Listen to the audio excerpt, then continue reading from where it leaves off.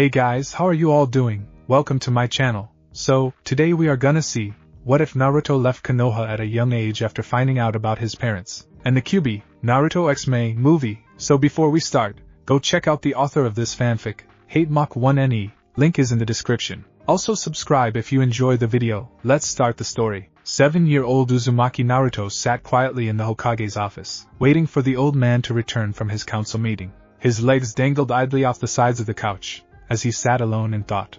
What kind of ramen should I have today? He thought.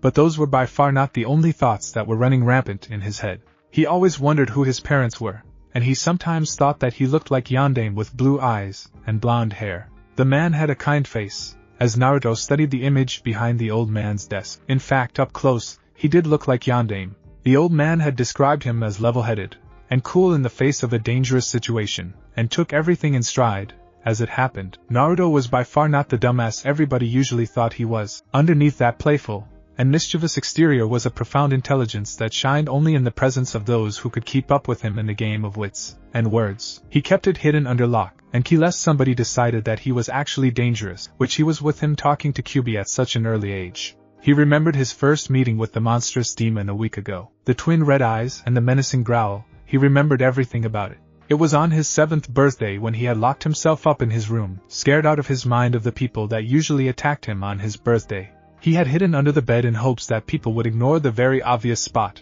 and go for the more hidden ones within his room. Safe to say, it didn't happen. Shinobi, civilians, anything, and anybody went after him, and he didn't know why they did up until that day where he was beaten to near death, both his eyes gouged out, and bleeding from the empty orifices. They had dragged him out of his apartment, and had tossed him into the forest surrounding Konoha.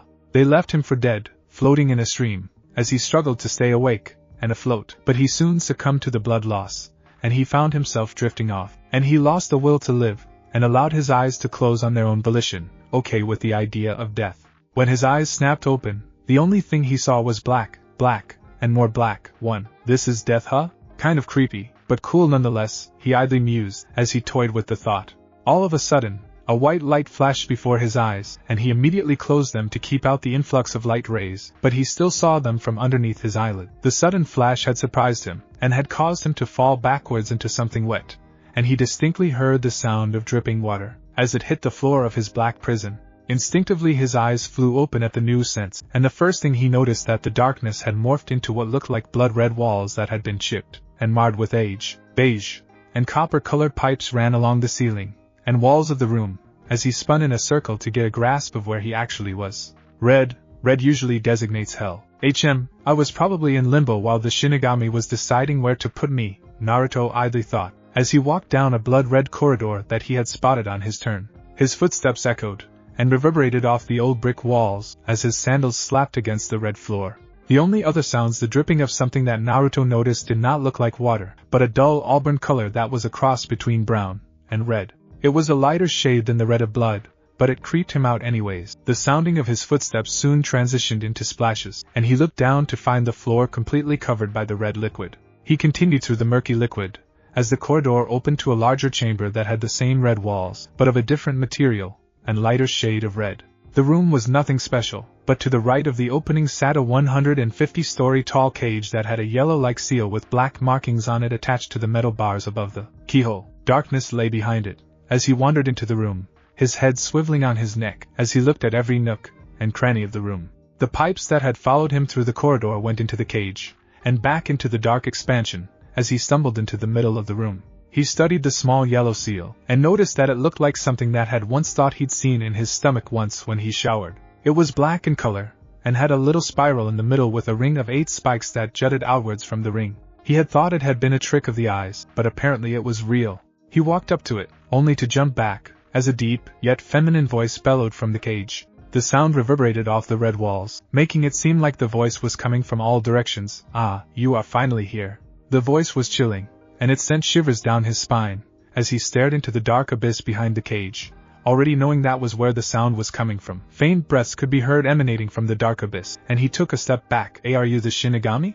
A deep rumble that seemed to be a laugh boomed out of the darkness. No, I am not the Shinigami, and you're certainly not a dead little one. He grew curious, but fear still hung on him like a coat hanger would a rack, and it was palpable in his voice. If you're not the Shinigami, And I'm not dead, then who are you? And where am I if I'm not in hell? Those are questions that will only bring about more questions that I cannot answer at this time. Alas, if you want to know the answers to them, I will tell you if you so desire, the loud voice said sagely.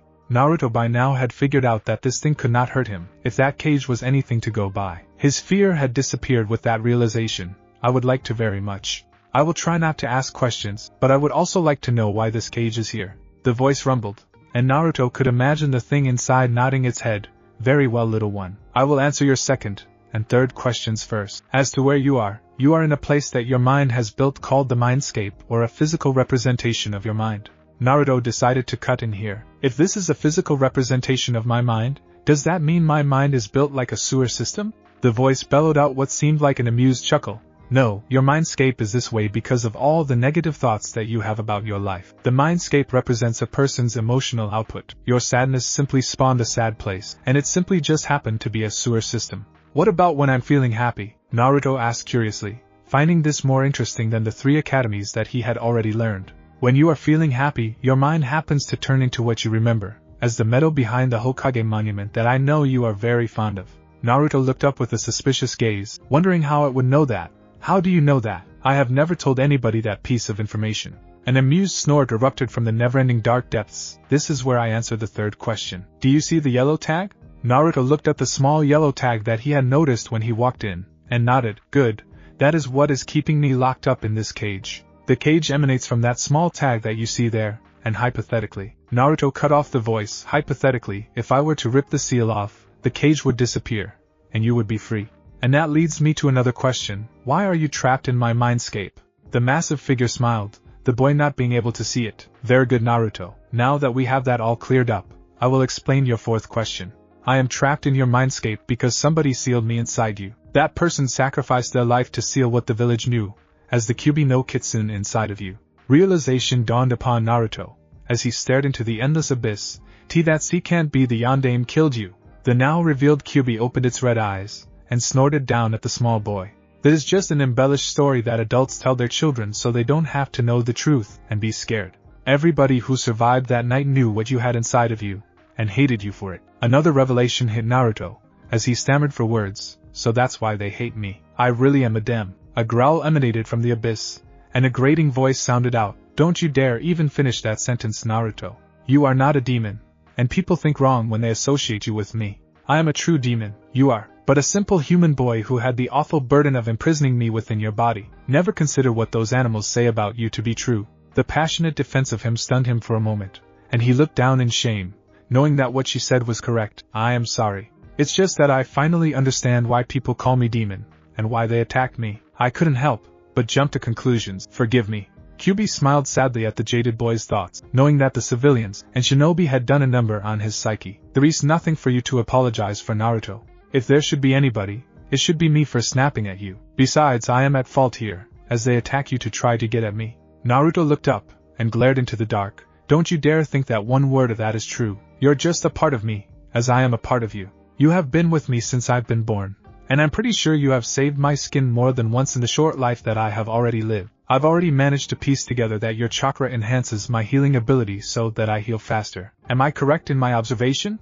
You are, Kyuubi said, smiling at the simple deduction the boy had made, and thank you. I am honored that you are my host. I have seen you grow up in this dangerous environment, and I'm sorry that your childhood has been taken from you. Naruto smiled, albeit a small one. It's fine. I was never a child anyways if you think about it. Between having you sealed within me, being chased by mobs, and learning how to avoid them, I'm pretty sure I never really had a childhood in the first place. I see that you really are not a child. You may look at it in physical form, but your mind is well developed for a 7-year-old. I have an offer for you, and you are free to take it up if you want to. I will respect your decision either way, Kyuubi said, in a more calm tone than before. Naruto looked up at the eyes of the Kyuubi, and noted the sincerity in them. What do you have in mind? Kyuubi let its lips appear from the darkness, and it twitched upwards in a smile. Simply put, I want to train you in the arts of the shinobi. I know you may be skeptical, as I am not a shinobi myself. I do have a human form that I can use. I have more than millennia worth of knowledge locked away within my mind, and I am willing to share with those who I respect and want to learn. I respect you, and your sacrifice to shoulder the burden of imprisoning me, but it is up to you if you want to learn. Tell me, do you want to learn, Naruto? Naruto looked up simply with his blue eyes, and mulled it over. He always dreamed of being a ninja, and here was a demon that had a well of knowledge that he could learn from. Who wouldn't want to learn from it? On the other hand, how could you trust a demon? True, it had seemed truthful with him all the way up to now, but who knew what it could do after? He looked up into the red eyes, and noticed the sincerity in them, and he couldn't deny the fact that it sounded very, very genuine. I do. The Kyuubi bared its teeth in what could only be described as a grin. Good, your new eyes should be finished forming right about now. Naruto's eyes snapped open. New eyes? Yes, new eyes. I have taken the liberty to create you new eyes. By using somatic cells in conjunction with my chakra, I can stimulate them to form into any organ of my choosing, in this case, your eyes. That is what I do with you when I heal you. I just speed up cell reproduction from existing tissue cells to recreate any muscles and bone you damage. 1. Kyuubi explained. Naruto nodded, and Kyuubi said, well, I also gave you a little gift which I will show you how to use later. You will have to get used to your new eyes first before you can correctly use my gift too. Naruto smiled, and said, thank you for this. I don't know how to repay you. Kyuubi shook his head. The only way you can repay me is by trying your hardest to learn and grow into a better person, and shinobi. Do that for me, and the debt will be repaid. Now, it is time for you to go. I have one last thing I wish to tell you. Naruto had turned to leave, but he spun back around, and looked at Kyuubi oddly. Yes, Kyuubi-sensei? The Kyuubi grinned happily at the suffix, but it warped into a grimace. The old man lies to you when he says he does not know your parents. In a week's time, you will be able to access your eyes, and I will help you use them to scan the room. I believe there may well be files hidden within the old man's office. This is just speculation, but I advise you to try this method. Hi Kyuubi-sensei, I will, Naruto said solemnly, as he disappeared from his mindscape. His blue eyes flashed open, as he looked around the white room he was in. The beeping, and the whirring of the machines around him aroused him into full awareness as he struggled to sit up. His whole body was sore, as a small pain erupted in the space behind his eyes, but he endured it, as had felt worse. He tried to flex an arm, and found that he couldn't, and he sighed, lying back down on the soft mattress. His mind flashed back to the meeting with Kyuubi, and he went over what Kyuubi said about the old man. Now that he thought about it, the signs were always there when he asked the old man about his parents. A sad smile here, a sad glint in his eyes there, and a small pat on the head with soft words were some of those. Anger erupted, and welled within him, as he remembered all the times that the Sandaime had hidden his parentage from him. Why would it be so important to hide? Naruto thought, as he also remembered that the old man had hidden the Kyuubi from him, but Naruto was sure that he had a good reason for that. He sat and thought for a little bit, and then the click of the room door opening caused him to look up to find the man of his thoughts. The man was short, and had on the formal white Hokage robes, and a soft smile played on his lips, as the pipe dangled from his mouth. The man walked slowly, and deliberately, the smile never waning, as he took a seat next to Naruto's bed. The anger in Naruto didn't dissipate, as he watched the Sandaime take a seat next to him, and the smile did not help any either. When the Hokage walked in, the nurses had told him that the boy had lost his eyes in the attack, and here he had eyes intact with a little variation. He still had the same blue irises, but the blue now accentuated a majestic silver color that was no doubt the work of the fox itself. As the Sandaime looked into his eyes, he noticed them cycling through different emotions. Pain, sorrow, regret, pity, and most of all anger seemed to burn behind those eyes. His eyes seemed to pierce the Hokage's, as he stared at Naruto's, and he had to break eye contact and look away from Naruto. A sad smile appeared on his face, as he walked to Naruto's bed and sat down on the chair provided next to his bed. Sandaime smiled, and patted his shoulder. How are you, Naruto? Cut the crap, old man. We need to talk about this. He took off his shirt, and willed the seal to appear, and the Sandaime gulped, and understood what the anger behind Naruto's eyes were for. Naruto's eyes flashed dangerously, turning from blue and silver to dangerous gold and red. His eyes had changed, as well, morphing into crimson slits with a golden background. His eyes scanned the room, carefully taking note of any discrepancies he could find within the office. Naruto, pump more chakra into your eyes, and envision what you want. Access your X-ray vision by willing your mind to it, Kyuubi said through their mental connection. Naruto did, as he was told, and he could suddenly see through the objects in his office. He noted that inside the table were a few volumes of Aika Paradise, and Naruto rolled his eyes. Who knew the Hokage was a closet pervert? Having a high-stress job like this could probably push a person towards that. He probably reads it for the perverted stuff, and to relieve tension. But who knows what he actually does with the book? Kyuubi mentally answers back. Still a closet pervert, Naruto said, as he passed over the portrait of Yondaime. As he passed over, he noticed something out of the corner of his eyes, and then he spotted it. A little symbol sat under the picture of the Yondaime, and he used the zoom function of his eyes to take a closer look at it. That's a blood seal, Kyuubi whispered from the depths of his mind. Swipe your blood over it. Go. He did, as he was told, and bit his thumb open with his canines. He quickly swiped it over the seal, and it shined before it ebbed away into nothing. This changes things, Kyuubi mumbled. What do you mean, Kyuubi-sensei? Well, this means that you are the son of Yondaime. A blood seal is created to seal things so that others cannot get access to important documents or files. Now, a blood seal only reacts and unlocks itself when the creator or another person with the same blood deactivates the seal. With you opening the seal, this means, Kyuubi thought, letting Naruto finish the train of thought. That means I'm the son of Yondaime? Yes, your own father sealed the demon into you. I'm so sorry, Naruto. But why? Why would he seal a demon into his own son? Kyuubi grimaced grimly at the boy's thoughts, and he offered an explanation. Your Yondaime was a nobleman from what I can understand from listening to the conversations you have had with the old man. I don't think he wanted any other family to take the burden of their children imprisoning me. He was too noble for the good of Konoha, and chose you to be put into. There also may be the fact that you were just born, and that may alone be the reason. Human babies do have chakra coils, but they grow, and stretch with time, and by being a baby, it allows your chakra coil to accommodate the influx of my yukai.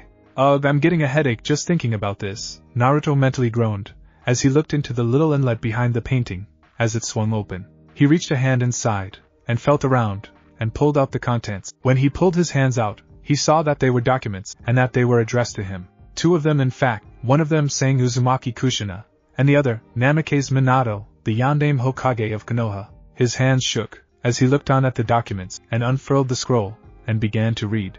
Dear son, if you're reading this, either you're a jounin or 18 at this time. The last time I saw you, you were just a little baby, and I can only imagine what you look like now from the heavens above. I am sorry for leaving you alone for all these years, but please understand that I did this for the good of Konoha. I couldn't die peacefully if I knew that I sealed the Kyuubi into another baby.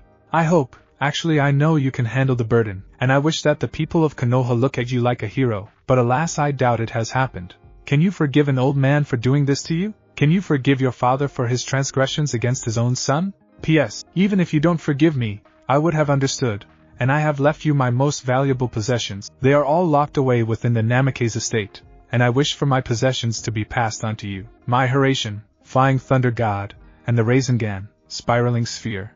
Love, your father. Tears had welled in his eyes, as he turned towards the other scroll. Dear son, I am sorry for leaving you alone to live your life. I know that your father right now is fighting the Kyuubi, and I know about his foolhardy plan about using you to seal the Kyuubi.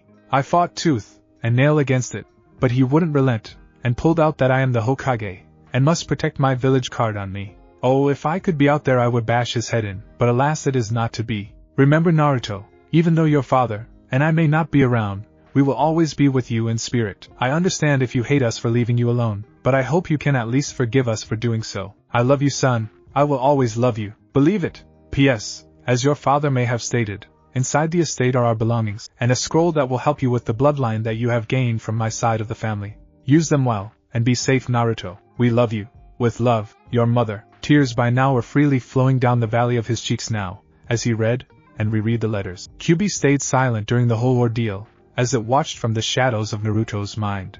Naruto's mind was in flux, as it changed from happiness, sadness, anger, and sorrow. Due to that, Naruto's mindscape was currently changing, and Kyuubi was forced to wait it out until his mindscape was stable enough so that he could communicate with Naruto. When the waterworks ended, Naruto wiped the excess tears away from his eyes, and there was determination set behind it, as he said, Kyuubi, we're leaving. When the Sandaime came back, he opened the door expecting Naruto to greet him jovially. Instead, he found Naruto to be nowhere on sight, and the hole behind Yondaime's portrait empty. No, he whispered silently, as he rushed to the empty inlet. He quickly snapped his finger, and an ANBU appeared next to him, gathered a team, and gained access to the Namikaze estate. I want you to surround it, and wait for one Uzumaki Naruto to emerge. You are under no circumstances to harm him, and anybody who does will be stripped of their position, and relegated to a civilian, and have their chakra locked away. Understood? Hi, the ANBU saluted, as he disappeared. Sandaime slumped into his chair, and buried his head into his hands, as he waited in silence for the report from the ANBU.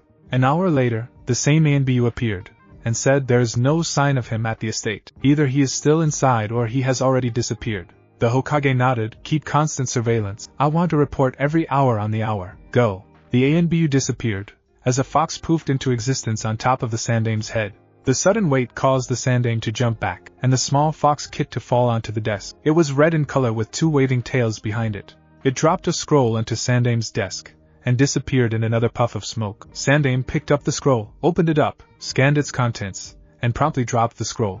No, dear Aji-san, this is a goodbye letter. I'm sorry for not telling you, but it needs to be this way. Too many things are hidden in Konoha, and I need to get away from it all. We may see each other in the future, but it's not written in stone. I may come back, I may not. Living in Konoha is too overwhelming, and when I learned of my heritage, I couldn't take it anymore from all the things that you hid from me. You were a grandfather to me, but that's all you were. I'm sorry. Love, Namike Zuzumaki Naruto. She went over the numbers again, and one more time. They came up exactly the same each time she read them. They were outnumbered at least 3-1. Her rust-colored hair drooped, as she rubbed her temples in a futile attempt to soothe the migraine erupting in her head. Her normally vibrant emerald eyes showed a dull green, as they peeked out from the curtain of her hair. Her blue dress was ruffled due to the combination of lack of sleep and sitting in the same chair for several hours straight. Her eyes drooped closed a few times, but she forced herself through sheer will to stay awake. It had been a week since the last major battle, and they had only managed to scrape by with a Pyrrhic victory. Her shinobi had been at almost 300 strong, but now they were reduced to just a little over 100 troops, and Yagura had about 300 at his disposal. Her army had mostly skilled fighters that were astounding at what they do, but even a powerful shinobi can succumb to large numbers. She continued to massage her temples, her small hands rubbing meticulously into the skin next to her ears. A soft knock at her door arouses her out of her thoughts, and without looking up, she quietly says, "Enter." A tall man with shaggy black hair quietly bowed his way in, and said, "There's a shinobi here to see you, Terumi-sama. He says he would like to join our side, although he does not wear a headband that marks him as a Kiri ninja." This interested Mei, and she looked up. Any other markers that could indicate where he came from? The man shook his head. There are no others. All he has is a mask with the kanji for fox on the forehead. Fox, what could that possibly mean? She thought. She looked up with her green eyes, and tiredly said, "Okay, tell him I will see him." "Hi, Terumi-sama." He bowed his way out, and his footsteps soon disappeared down the hall. Mei dropped her head into her delicate hands and sighed. More shinobi was always great, but a single shinobi didn't make much of a difference even if they were very strong. She sighed once again, and another knock on the door alerted her to the guard's arrival, sending him in.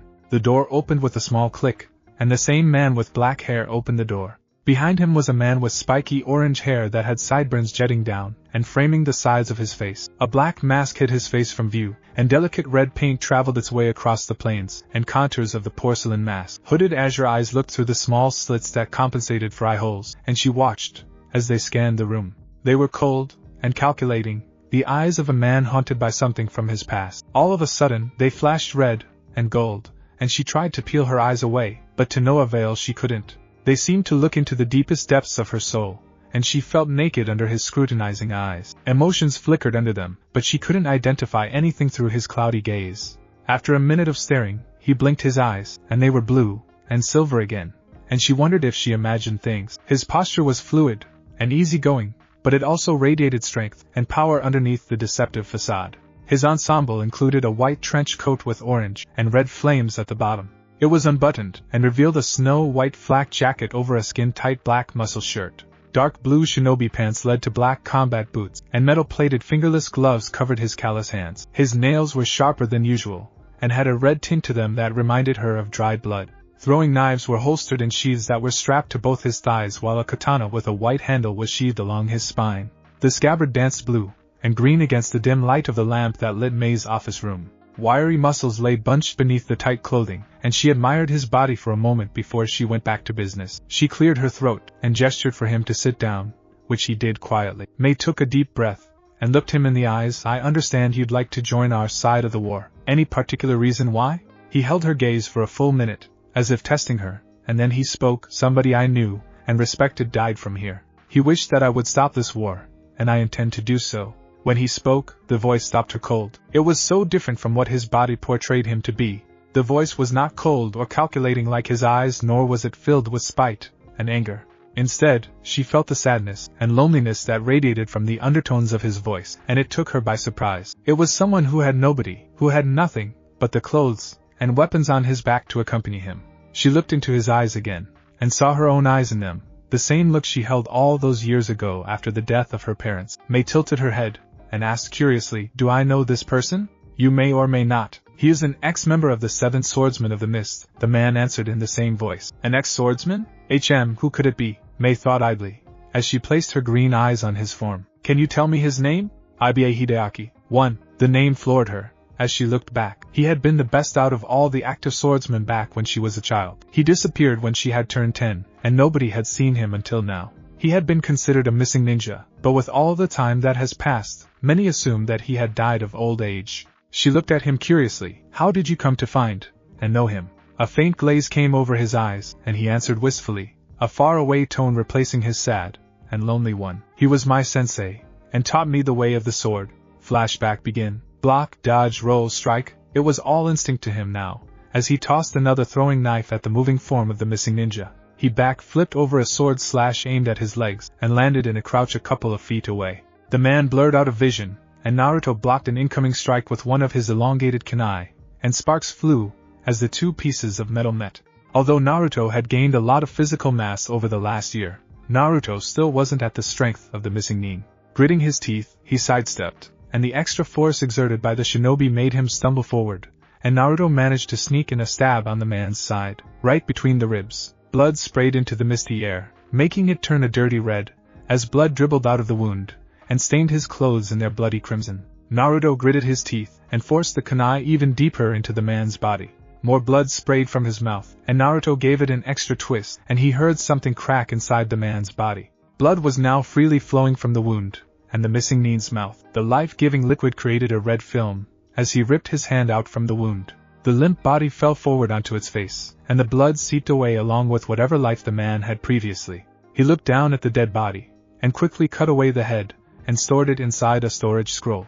With that done, he wiped away the blood on his kunai, and stowed it away on one of the storage seals located on his arm. Forming hand seals, he quickly formed a fire to burn away the body and blood. What was left was a pile of ash and charred ground. When he was finished forming another set of hand seals, he disappeared in a swirl of fire, and appeared outside the Bounty building. In front of him was a shabby building made of brick and wood. He quickly stepped inside, his footsteps thudding against the wooden planks he walked across. Inside was a large room with shelves full of scrolls encompassing a single wooden desk. Behind it was a rather bulky man who was working on some paperwork. Can I cash in a bounty? Naruto asked, producing the scroll from the folds of his trench coat. The man looked up, and smiled wryly. Third one this week? Do you not sleep? Naruto rolled his eyes. Can I get this cash? He asked again. The man chuckled, and it only served to piss Naruto off a little bit more. One moment. The man turned around, and walked down the hall into his office. Naruto surmised. A moment later, he came back with white latex gloves on. Alright, show me, the man said. Naruto bit his thumb, and swiped the blood over the seal, and out popped a black body bag. Quickly undoing the top, Naruto opened up the bag, and showed the man the head, which he proceeded to use his hands to pick up. Naruto watched in indifference, as the man held it up, and turned it around in all directions, making sure it actually was the head of the missing nin. After a few minutes the man nodded, and placed the head back in the body bag. With a quick pull, both gloves were gone, and the man took the body bag from him. Alright, give me a second to get your bounty. Good work. Naruto nodded, and waited in the room while the man got him his money. A moment later, the man came back with another scroll, and tossed it to Naruto. There you go, kid. Take a break or something, will ya? I'm getting enough work without you adding to it. Naruto rolled his eyes again, and noticed that he seemed to do that quite a lot now. A person's gotta eat, right? Naruto said in that monotone voice. The man cracked a smile, and said, Alright, get out of here. I'll see you tomorrow maybe? Hopefully it won't be for another week. Naruto's mouth twitched upward a centimeter, and he nodded. Maybe, was all he said, and he disappeared from the building. He breathed in the deep, salty scent of the sea breeze, and looked over the misty blue-green waters. The waves crashed one after another, and he closed his eyes, allowing himself to drown in the scent and sounds of the sea. His heartbeat slowed, and calmed in time with the steady and rhythmic crashes of the waves below the cliff. It was the only place he could think, reflect, and be himself. He held up his hand in a ram sign, and whispered softly, Kai. A small flash of light surrounded his body, and it died down a second later. Where Naruto once stood was now a tall man with spiky orange hair with chin-length sideburns that framed his angular face. His unusual blue eyes narrowed, and turned into silver slit-like structures with a blue circle encompassing the small silver crack. Prominent red whisker marks flared into existence on each cheek. His already long canines lengthened to what most would consider long fangs. Nails grew, and sharpened into animalistic claws, and a feral snarl ripped from his throat as he flexed his enhanced muscles. Interesting, an old voice said behind him. Naruto hadn't even noticed the man, and he quickly spun around to find a man with chalk white hair. He wasn't very old per se, but he definitely was in his 50s if the wrinkles and lines on his aged face were anything to go by. A steel cane was held in the man's left hand, and supported his left leg's weight. He moved, and walked with a slight limp, and a painful cough racked his body as he moved. Thick red robes covered his body, but Naruto could clearly see the withered body beneath the large fabric. Sagely brown eyes peeked out from beneath a veil of white hair, and liver spots peppered the man's already aged face. His brown eyes held Naruto's blue for a moment, and Naruto had to look away from the burning brown eyes. "Who are you? And what do you want?" Naruto shouted at the old man. Another cough racked the elderly man's body before the raspy voice spoke again. "I will only tell you my name if you are worthy. As for what I want, you first have to answer this." "What do you want? Why should I tell you what I want?" Naruto yelled over the crashing of the waves, his voice deep and dangerous. A wry smile made its way to the man's face. "Now that is the dilemma. Do you or do you not?" Naruto glared down at the man across the cliff. "What if I don't want to tell you?" His smile grew wider, and it now revealed a sliver of golden teeth. "Then that is your choice. There are always different options and routes you can take in life. Some may be the correct one, some may not.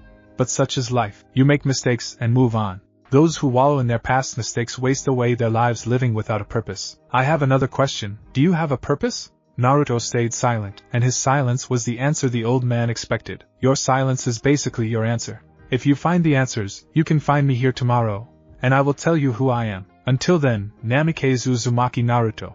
Naruto's eyes widened, and he whipped out a kunai, but the man had already disappeared into the mist. With a flare of chakra to his eyes flashed red and gold, and he scanned the area. His eyes widened even more, as he saw no traces of the elderly man, and Naruto wondered who he could be, but more importantly, why the man went through the trouble of talking to him. 2 hours before the meeting, Naruto had no answer for the man. He really didn't have a purpose in life. It disappeared a year ago along with Kyuubi. Flashback within a flashback. He had his eyes set on a missing ninja camp right on the border of Rice Country. The night gave him the proper cover, as he melted into the shadows around him. Naruto made his way silently into a tree that overlooked the camp. With a quick scan of his eyes, he noticed where each guard was. "Kyuubi, what do you think I should do?" Naruto mentally asked the vixen in his head. "Take out the 4 perimeter guards first, then go for the ones in the tent," Kyuubi recommended. "Hi," Naruto answered, and he started to move again, this time towards the guard right below him. "Be careful, Naruto," Kyuubi said, as she watched through the eyes of Naruto. Nothing to worry about, Kyuubi," Naruto assured her, as he dropped lightly behind the first guard. He quickly unstrapped a butterfly knife from the underside of his boot, and flipped it open. The man heard the sound, but by the time he turned around, a hand had covered his mouth, and the cold steel had embedded itself into his abdomen. The knife slit through a crack between his ribs, and he died instantly. Naruto leaned him down quietly, and moved him into the shadows of the tree, and hid the body from view. With a light film of leaves, the body was totally obscured from view, and he moved towards the western guard. He moved quickly, and silently, gliding over the forest floor like a ghost. The man stood oblivious to the shadow behind him, and the last thing he felt was the metal embedded in his back. Like the other man, Naruto quickly hid the body in the shadows, and continued his movements. A twig cracked to his left, and Naruto shifted into the dark patch beneath the tree, and watched, as a man moved cautiously, the pupils dilated enough to see in the dark. With a quick flick of his wrist, a throwing knife found itself stuck in his throat. The only sound he made was the gurgling of the blood that flowed out of his mouth, and Naruto dragged him behind another tree. He quickly dispatched the other with a cut at his jugular. With all 4 guards now dead, he set his sights on the 2 tents pitched up, and began to hand seal, only to feel the cold steel of a sword impale him from behind. The man had just come back from hunting, and had seen Naruto take out one of the guards. He watched from the shadows, and struck when Naruto was unaware. The steel of the sword flashed in the light of the moon, as it pushed through muscle and sinew, skewering Naruto on the cold metal. A silent scream ripped from his throat, and blood sprayed into the air, devouring the misty white in a bloody red. Just as quickly as it entered, the sword exited Naruto's body cavity, and he slumped to the ground, his life blood squeezing out of the gaping hole in his stomach. "Naruto!" Kyuubi shouted through his mind. The words faintly registered in his mind. "Keikyuu-chan, you're not dying on me, Naruto!" Kyuubi shouted desperately. Naruto felt himself being dragged along the ground, and he gulped. "Haha, looks like I wasn't careful enough. I'm sorry, Kyuubi-chan." A strangled cough escaped his throat, and the man looked down at him. His eyes closed, and for the second time in his life, he felt okay with the idea of death. "No!" Kyuubi shouted, as she forced all the chakra she could into Naruto's body. A light enveloped Naruto's body, and the sheer strength of the film that now covered his body forced back the missing ninja. Naruto found himself in his mindscape again, and he walked over to the cage to find the inky blackness behind it. "Kyuubi," he called out. A faint cough was his answer. "Kyuubi?" He yelled into the dark expansion, and this time a fit of coughing was his answer. He took a tentative step forward, and the coughing became more prominent, and higher in frequency. It was like walking through a shadow, not able to see anything, not even the hand you had put in front of your face. The dark seemed to trap you in its presence, and there was no escape from it. The only thing you could do was put one foot in front of the other, and walk, and hope that there was a light at the end. His footsteps splashed, and echoed throughout the dark expanse, and it was the only thing that he accompanied him throughout the dark expanse. Another feminine fit of coughing whipped him into a run, and he soon saw a dim red light that shined in the distance. He doubled his efforts, and he was soon in sight of the light source. It was spherical in shape, and it burned a red like that of the setting sun. As he moved closer, he noticed the human shape that was surrounded by the light, and then he noticed the 9 waving tails, the 2 red fox ears, and the beautiful red hair. A cough was the only telling sign that the figure was actually. With another step, he could make out the features of the woman. Her body was petite with curves in all the right places that accentuated her shapely hips and bust. A blood-red kimono hung on her shoulders, and a little shift of her body caused her kimono to ride up a bit, and exposed long pale legs. Her soft, cream-colored skin held his attention before he looked at her angelic face. Her eyes were closed, but she had a pointed nose, and her lips were a luscious, exotic red. He knew who this was, but he had never seen Kyuubi in this form. He knelt down at her side, and grasped one of her clawed hands. "Kyuubi?" Blood-red slits flashed open, and a small smile accompanied by a cough appeared on her face. Naruto-kun, her voice was raspy, and filled with choked-up emotion, and a pang raced through his heart, as he glanced over her broken figure. Another fit of coughing followed that, and she weakly said, "I'm sorry, Naruto, but I couldn't let you die. You are too important, and you're such a good person. There are not enough people like you in the world. It would be a shame to have you die. I am proud that you are my vessel. This is goodbye, Naruto-kun." The glow around her body intensified, and Naruto had to shield his eyes from the growing color. Her hand squeezed his, as she yelped out in pain. A choked laugh escaped her throat. "Don't forget me, Naruto. Remember me, I love why." Tears flowed down his cheeks, as her body began to fade away. No, you can't go, I need you."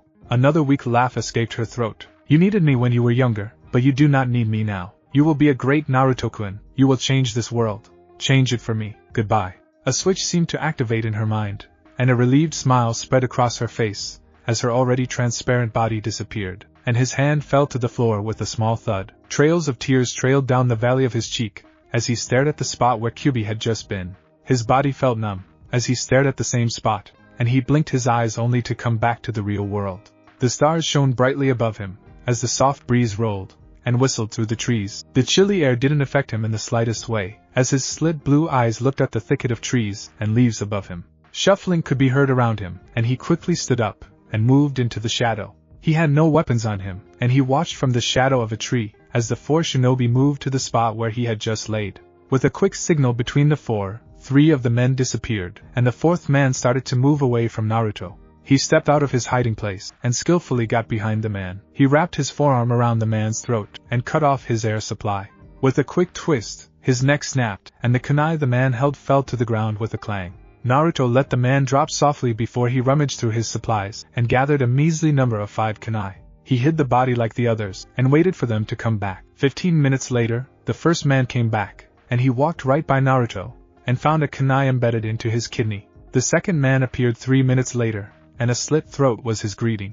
The last man showed up almost 10 minutes later, and the slide of steel against his neck was the last sensation he felt, as he succumbed to death. Naruto panted, as he dragged all the bodies into the middle of the clearing, and began to cut off heads and store them in empty scrolls. He did it gingerly and slowly, the things that had happened tonight flashing through his mind constantly. As he blinked, his eyes zeroed in on the hand cutting the man's body, and instantly stopped. Where his nails had been were now long pointed nails that represented feral claws. When he licked his lips, his squishy tongue brushed over his elongated canines, and he hit back a howl at how sharp they were. All of a sudden, a pain erupted in his head, and he fell to the floor, and began to roll in pain. Memories that he had no memories of began to flash in front of his eyes. Fires, demons, fox kits were some. Wait, fox kits? Naruto thought despite the pain that racked his body. He watched what seemed like to be years' worth of memories in several hours, a mix of emotions beginning to well up within him. Happiness, joy, sadness, sorrow, betrayal were some of them. These are Kyuubi's memories, Naruto realized, as his eyes flashed red and black before they settled back on his silver and blue. He began to rifle through them, and soon came upon the one he wanted. He watched, and all he could remember was the orange of a swirling mask, and everything from there went to black. And the next memory started at when Kyuubi was sealed inside Naruto. With a quick shake of his head, his eyes snapped open again, and he sat up and looked into the fire. It sizzled and popped, the sound embellishing the silence of the night. Its orange and red glow casted and made shadows dance across the clearing, making them seem otherworldly. He sat in silence, allowing the orange and red glow to capture his attention. He sat there for only Kami knows how long, and the next thing he knew, he was asleep, thinking, I need you. Flashback within a flashback, and he blinked once, and noticed the same old man staring at him from across the cliff. A small smile played on his lips. Do you have an answer for me yet? He stared blankly for a few moments, and then her voice rang through his head. There are not enough people like you in the world. It would be a shame to have you die. You needed me when you were younger, but you do not need me now. You will be a great Naruto-kun. You will change this world. Change it for me. Goodbye. Do you have an answer for me? The man reiterated. Naruto blinked wistfully, Kyuubi's words playing in his mind over and over again. For you I will. Naruto looked up with determination in his eyes. Yes. The man's smile reached his eyes, and he turned around. Come, we must take our leave and begin your training. You promised me your name if I had an answer. Tell me, now, Naruto demanded. The man said without turning around. Iba Hideaki? Flashback End 3. I see, the green-eyed woman said. All of a sudden, a small red and blue toad poofed into existence right above the man's head. It landed lightly in the tresses of his orange hair, and let out a small croak before it began to speak. Yo, Naruto. Naruto, where have I heard that name before? Mei thought, as she watched Naruto pull the frog from his hair. He let him down lightly on her desk, and watched, as he hopped in front of her, and titled its head. Naruto, who is she? The toad asked the orange-haired man. I know Jiraiya has told you to go find a woman to spice up your life, but damn, this nearly takes the cake. A small smile appeared on his face while a tick developed on Mei's head, and she looked at the toad with a smile. Shut up or I'll kill you. Her voice held a faux happy tone, and the toad hopped onto Naruto's laps. Feisty one you got there, Naruto. But that's not what I'm here for. Jiraiya's got some information. Mind if we go somewhere more private? The toad asked for the name Naruto. Right here is fine, Gamakichi. She's my new boss anyways, and this information is vital, Naruto said, and Gamakichi nodded. The toad croaked once, and out popped a scroll from its mouth, and dropped it into Naruto's hand. A blood seal held the scroll closed, and Naruto quickly swiped his blood-soaked finger over the seal. The scroll immediately opened, and Naruto carefully scanned the scroll. After a few minutes, Naruto ripped off a piece of parchment from his pouch, and quickly scribbled out a message, and handed it back to Gamakichi, who quickly swallowed it. Another wry grin made its way to his face. Your spy within the Akatsuki gave Jiraiya some information. Jiraiya couldn't risk putting it down on a scroll, so he told me. Are you sure she can listen to this? Naruto looked up at her with his blue eyes, and said in a dangerous voice, none of this gets out. Understood? His voice was cold and harsh, and she shivered at the tone. Although she was a Kage-level ninja, she couldn't help but fear the power that lay hidden beneath that cold exterior. She sheepishly nodded her head, and Naruto held her gaze for a moment, as if testing her once again, and then looked back at the frog. Alright, what did the spy say? Gamakichi croaked, and began. New information has come in on new members. Both are S-ranked, and one of them is the famous Kakuzu of Takigakure. Supposedly he is able to use multiple hearts to keep himself alive at all times. The other member is Haiden of Yugakure. Apparently he is immortal, and can conduct rituals that will please his god Jashin. They are partnered, and will hunt down the Nibi no Bakuniko. Also, Orochimaru will attack Konoha during the Chunin exams in a year's time, from what Sasori's spy network has come up with. Jiraiya has already informed the old man about it. Jiraiya will be present at the Chunin exams. He wants you to come if you can to help out, but he understands if you don't want to. Naruto nodded, letting the information sink in while Mei looked on in interest, and wondered at who these Akatsuki could be. Naruto looked up at her curious expression, and said, we'll talk about that later. For now, we have unsettled business to finish. Gamakichi, get out of here, and tell Jiraiya to tell her thank you. Naruto pulled out a chocolate bar, and the toad grabbed it, and disappeared with a small laugh. Mei's sweat dropped, and then looked at the orange-haired man, his face still hidden from view. She knew his name, and it sounded oddly familiar, but she couldn't put a face to the name. Asking curiously, she questioned, may I have your full name, and if you can I see your face? Naruto nodded. Establishing a trust with your new boss would be a good idea. His hand reached behind his head, and quickly unstrapped the mask, and let his face show. Mei had to stifle a gasp, and she forced herself not to blush. He was handsome in that rugged and fair way. He had 3 prominent red whisker marks on each cheek. His eyes were hooded silver slits with a blue background. Long canine teeth were shown when he opened his mouth slightly. He looked like something primal, someone or something that had grown up in the jungle and taught how to be an animal. With his mask now off, his muffled voice was clear, and it rang with clarity. He had the same tone of voice, a sad and lonely tone, but it held a definite masculine feature and strength under Namake's Uzumaki Naruto. Namake's? Isn't the last name of the Yondaime Hokage, Mei thought. She looked at him oddly. Namake's? A hard expression came over his face. Yes, I am who you think I am. I am the son of the Yondaime Hokage of Konoha. I fled Konoha when I was 6, and have been learning abroad for 6 years. A marriage contract flashed in her mind for a moment, and she distinctly remembered the name Namake's. Naruto. Oh my god, she whispered. Naruto nodded. Yes, I am also your fiancé. Naruto nodded. Yes, I am also your fiancé. He was cut off as a man rushed through the door. Terumi-sama, one of the guards has caught one of Yagura's men trying to enter the area. He's being held in the IT department. They are requesting your presence immediately. She stood up in a quick flash and looked at Naruto. If you're going to be on our side, might as well watch. He nodded and quickly followed. The matter would have to be dealt with at a different time. They walked through the windy corridors of her mansion and soon stepped out into the moist air of water country. It carried a salty scent, but more so it was fresh, unlike the smoggy and smoky smells of downtown Konoha that he remembered. It swirled about as they moved through the abandoned streets of the southern district. Most of the civilians had been evacuated into a small village on an island in water country. As they walked, a large 4-story building loomed out of the quickly fading horizon. It had 2 windows on each floor, all of them held back by metal bars. A single entrance on the roof was the only way in and out unless somebody blew a hole in the wall. The group quickly jumped onto the rooftop entrance, and the 2 guards at the door quickly let them through. The IT department consisted of a floor for interrogation, a floor for prisoners, a floor for execution, and a lounge for those who are off duty. The first smell that hit Naruto was the metallic scent of dried-up blood. The place was clean, but it still held that metallic tang of the crimson liquid. He wrinkled his nose under his mask as he followed the woman with rust-colored hair through the corridors of the IT department. They went down a flight of stairs into the prisoners' area, and the first thing they saw were a couple of men standing outside a cell. When they moved closer, the men moved aside and gave the 3 a look at the prisoner. He was ragged, and his head hung low, the long hair masking the top of his face. His clothes were ripped to shreds, and only minuscule amounts of it were actually clinging to his pale skin. A pool of blood had formed underneath his face on the ground, and soon another stream of coughing let loose another torrent of blood. The black hair was disheveled, and was jutting out wildly while loose branches and leaves stuck out through the strands. When the man looked up, fierce brown eyes looked out from the curtain of black hair. It held defiance and loyalty to Yagura, and both Naruto and Mei knew that this would be a tough nut to crack. Mei moved closer and bent down to the man's level from behind the bars. She put on a smile and said in a happy tone, "So, do you want to tell us what you were trying to do by breaking into our area?" The man glared at her and spat at her. She merely moved her head and let it fall harmlessly to the ground. With another smile, she leaned in closer so her face was right next to the bars, and said, "Well, that wasn't a nice thing to do. Let's try again without spitting on him."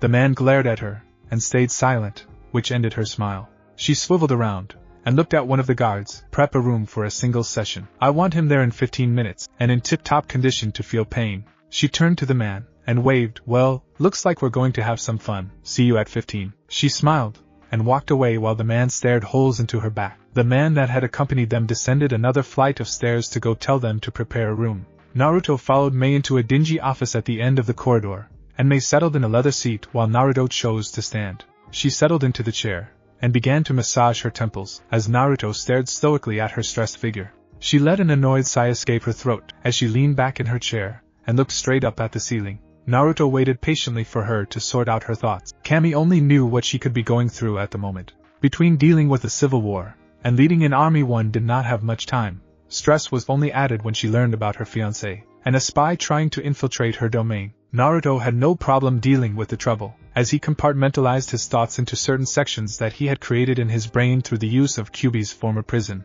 Soon after Kyuubi had passed, Naruto had wandered through the cage and tried out different things. He changed the landscape by will, and he also learned that anything he learned or read was stored into different sections within his brain. That was how he was able to deal with the emotional strain and stress of losing someone who was your former teacher, companion from the start of your life, and a good friend. He locked away those emotions in a spot in the depths of his brain where only he could access it. Most people did not have the fortune to have such a mechanism, so most of their thoughts and emotions were in a tizzy within their mind.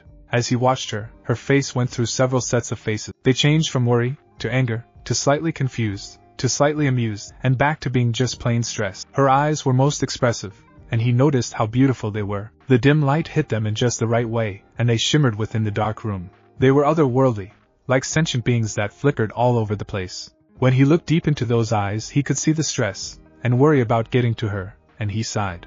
Mei looked up when he sighed, and tilted her head, and asked, "Yes?" He blinked his blue eyes a couple of times, and she thought she spotted an emotion flicker in his eyes, but it was gone in the next blink of his eyes. Clearing his throat, he looked out the window at the quickly darkening sky, and said, "I'll interrogate the spy."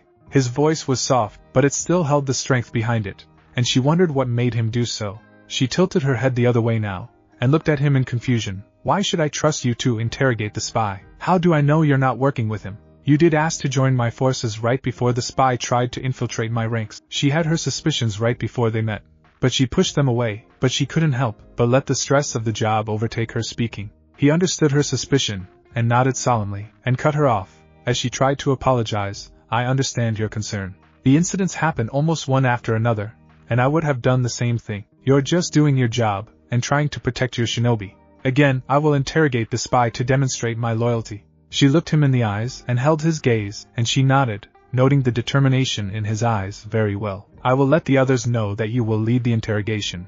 They will supply you with what you need." Right at that moment, one of the guards stepped into the room, and bowed his head. "Terumi-sama." The room was prepared, and ready to go. "The prisoner is in transit at the moment. He is bound by chakra-absorbing cuffs." She nodded her head, and looked at Naruto while speaking. "Okay, tell the others that this man here will be the lead interrogator. If he needs something, get it for him. You do what he tells you to, understood?" The man nodded, and moved out of the office to go alert the others. They quickly stepped out of the office, and descended another flight of stairs after the guard. As they approached, they found the room ready to go with people already standing behind the one-way glass that let them watch into the room. 2 men with masks stood outside the prisoner's cell, and the man himself sat hunched over in a metal chair, his hands bound together by chakra-absorbing cuffs. She snapped her fingers, and the 2 masked men were at her side, and she whispered something in their ears. They nodded, and looked at the man, and bowed. "Namikaze-sama." He was taken aback by the name, but he did not let it show. Quickly checking a list off in his mind, he told the 2 masked men to fetch him a few items, and they winced at a select few, as he told them. After doing so, they quickly disappeared to gather the items while Naruto readied himself. He quickly took off his clothes, and replaced himself with a white t-shirt and gray shorts that he wore casually when he wasn't doing a mission or hunting a nuke.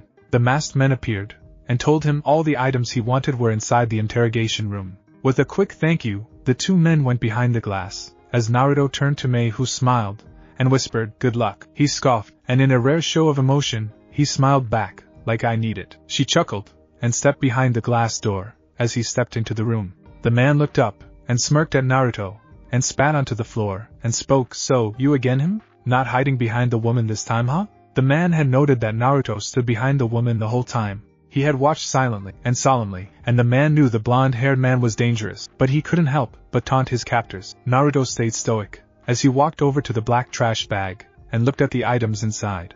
Everything he requested was there, and he quickly spilled the contents of the bag to reveal a set of sharp and large cleaving knives, a bottle of lighter fluid, a packet of matches, a cheese grater, a set of tweezers, long, steel needles with electrical wiring attached to the ends, and what looked like a large stick. The man gulped, as he watched the blonde man contemplate and move the items around. When Naruto finally turned around, he kept a stoic face, and grabbed a metal chair just like the man was sitting in. Planting it firmly in front of the dark-haired man, he sat on it with the back of the chair facing the man. He leaned his chest on his hands, which were clasped at the top of the chair, and put his face level with the prisoner's. The man's face did not believe his fear, but his eyes did. Naruto inwardly smirked, as he began, "There's 2 ways we can do this. One is if you tell me all you know about Yagura's army. Everything from who works there to possible entry points. I want everything. Now, if you don't like option number 1, we can always go to option 2, which will most likely include the toys on the table behind me. Pick your poison wisely, because either way, I will get the information from you one way or another." His voice was smooth and emotionless, and the man inwardly gulped. The people watched, as the blonde-haired man stared down the prisoner, and most were impressed at the way he kept cool in the situation. Mei looked on in interest during the whole talk, and was quite pleased as she watched the prisoner squirm in his seat. The man chose to be defiant, and stayed quiet, and Naruto clapped his hands together. Tick-tock, your time is drifting by. If you don't want to choose, I can always choose for you. Naruto tapped his wrist for emphasis, and leaned back down to the man's level. The man promptly spat in Naruto's face, and shouted, "Fuck you!" Naruto quickly wiped away the spit, and smiled dangerously. Option 2 it is. The man gulped, and wondered if he made the correct decision, but it was too late now, as he watched the man grab the set of metal tweezers from the table. He walked slowly, and deliberately towards the man, and flipped the chair around so it was now facing forward. The prisoner's hands were still bound together at the wrist, and his feet were bound to the floor and chair. There was no way he could move or escape without somebody actually letting him out of his predicament. Naruto quickly put the tweezers up to eye level along with one of the fingers of his hand. He put it between them, and allowed everybody to see, as he started fiddling with the tweezers. With a full voice of contemplation, he said, I wonder what I could do with this. He started moving the head of the tweezers around the top of his finger, and it finally latched onto the top of his fingernail, and he cooed in realization, "Oh, I know. Let me see your hands, mister." The man didn't have a chance to answer, as the tweezers latched onto the fingernail of his pinky on his left hand. A sharp pain erupted from his hand, as a silent scream ripped from his throat. His eyes were squeezed shut, as Naruto pulled off the fingernail with the tweezers. When the man's eyes opened, he looked at his finger, and it was a bloody mass of flesh, the nail totally gone, and lying forgotten on the floor. When he swung his gaze over to the man was staring straight at him, and he asked, "So your name?" "My name is Suck My D," the man shouted. With a sigh, Naruto put the tweezers back into their original place, and grabbed the 2 steel needles. In a swift move, he stabbed both of them deep into the man's legs, the electrical wire still hanging from the ends. The man grunted, as they pierced his flesh, but the sound turned into an anguished cry, as an electrical current tore through his body. His eyes quickly closed again, as the electrical currents continued to rack his body. All of a sudden, they stopped, and the man opened his brown eyes only to gaze into Naruto's blue.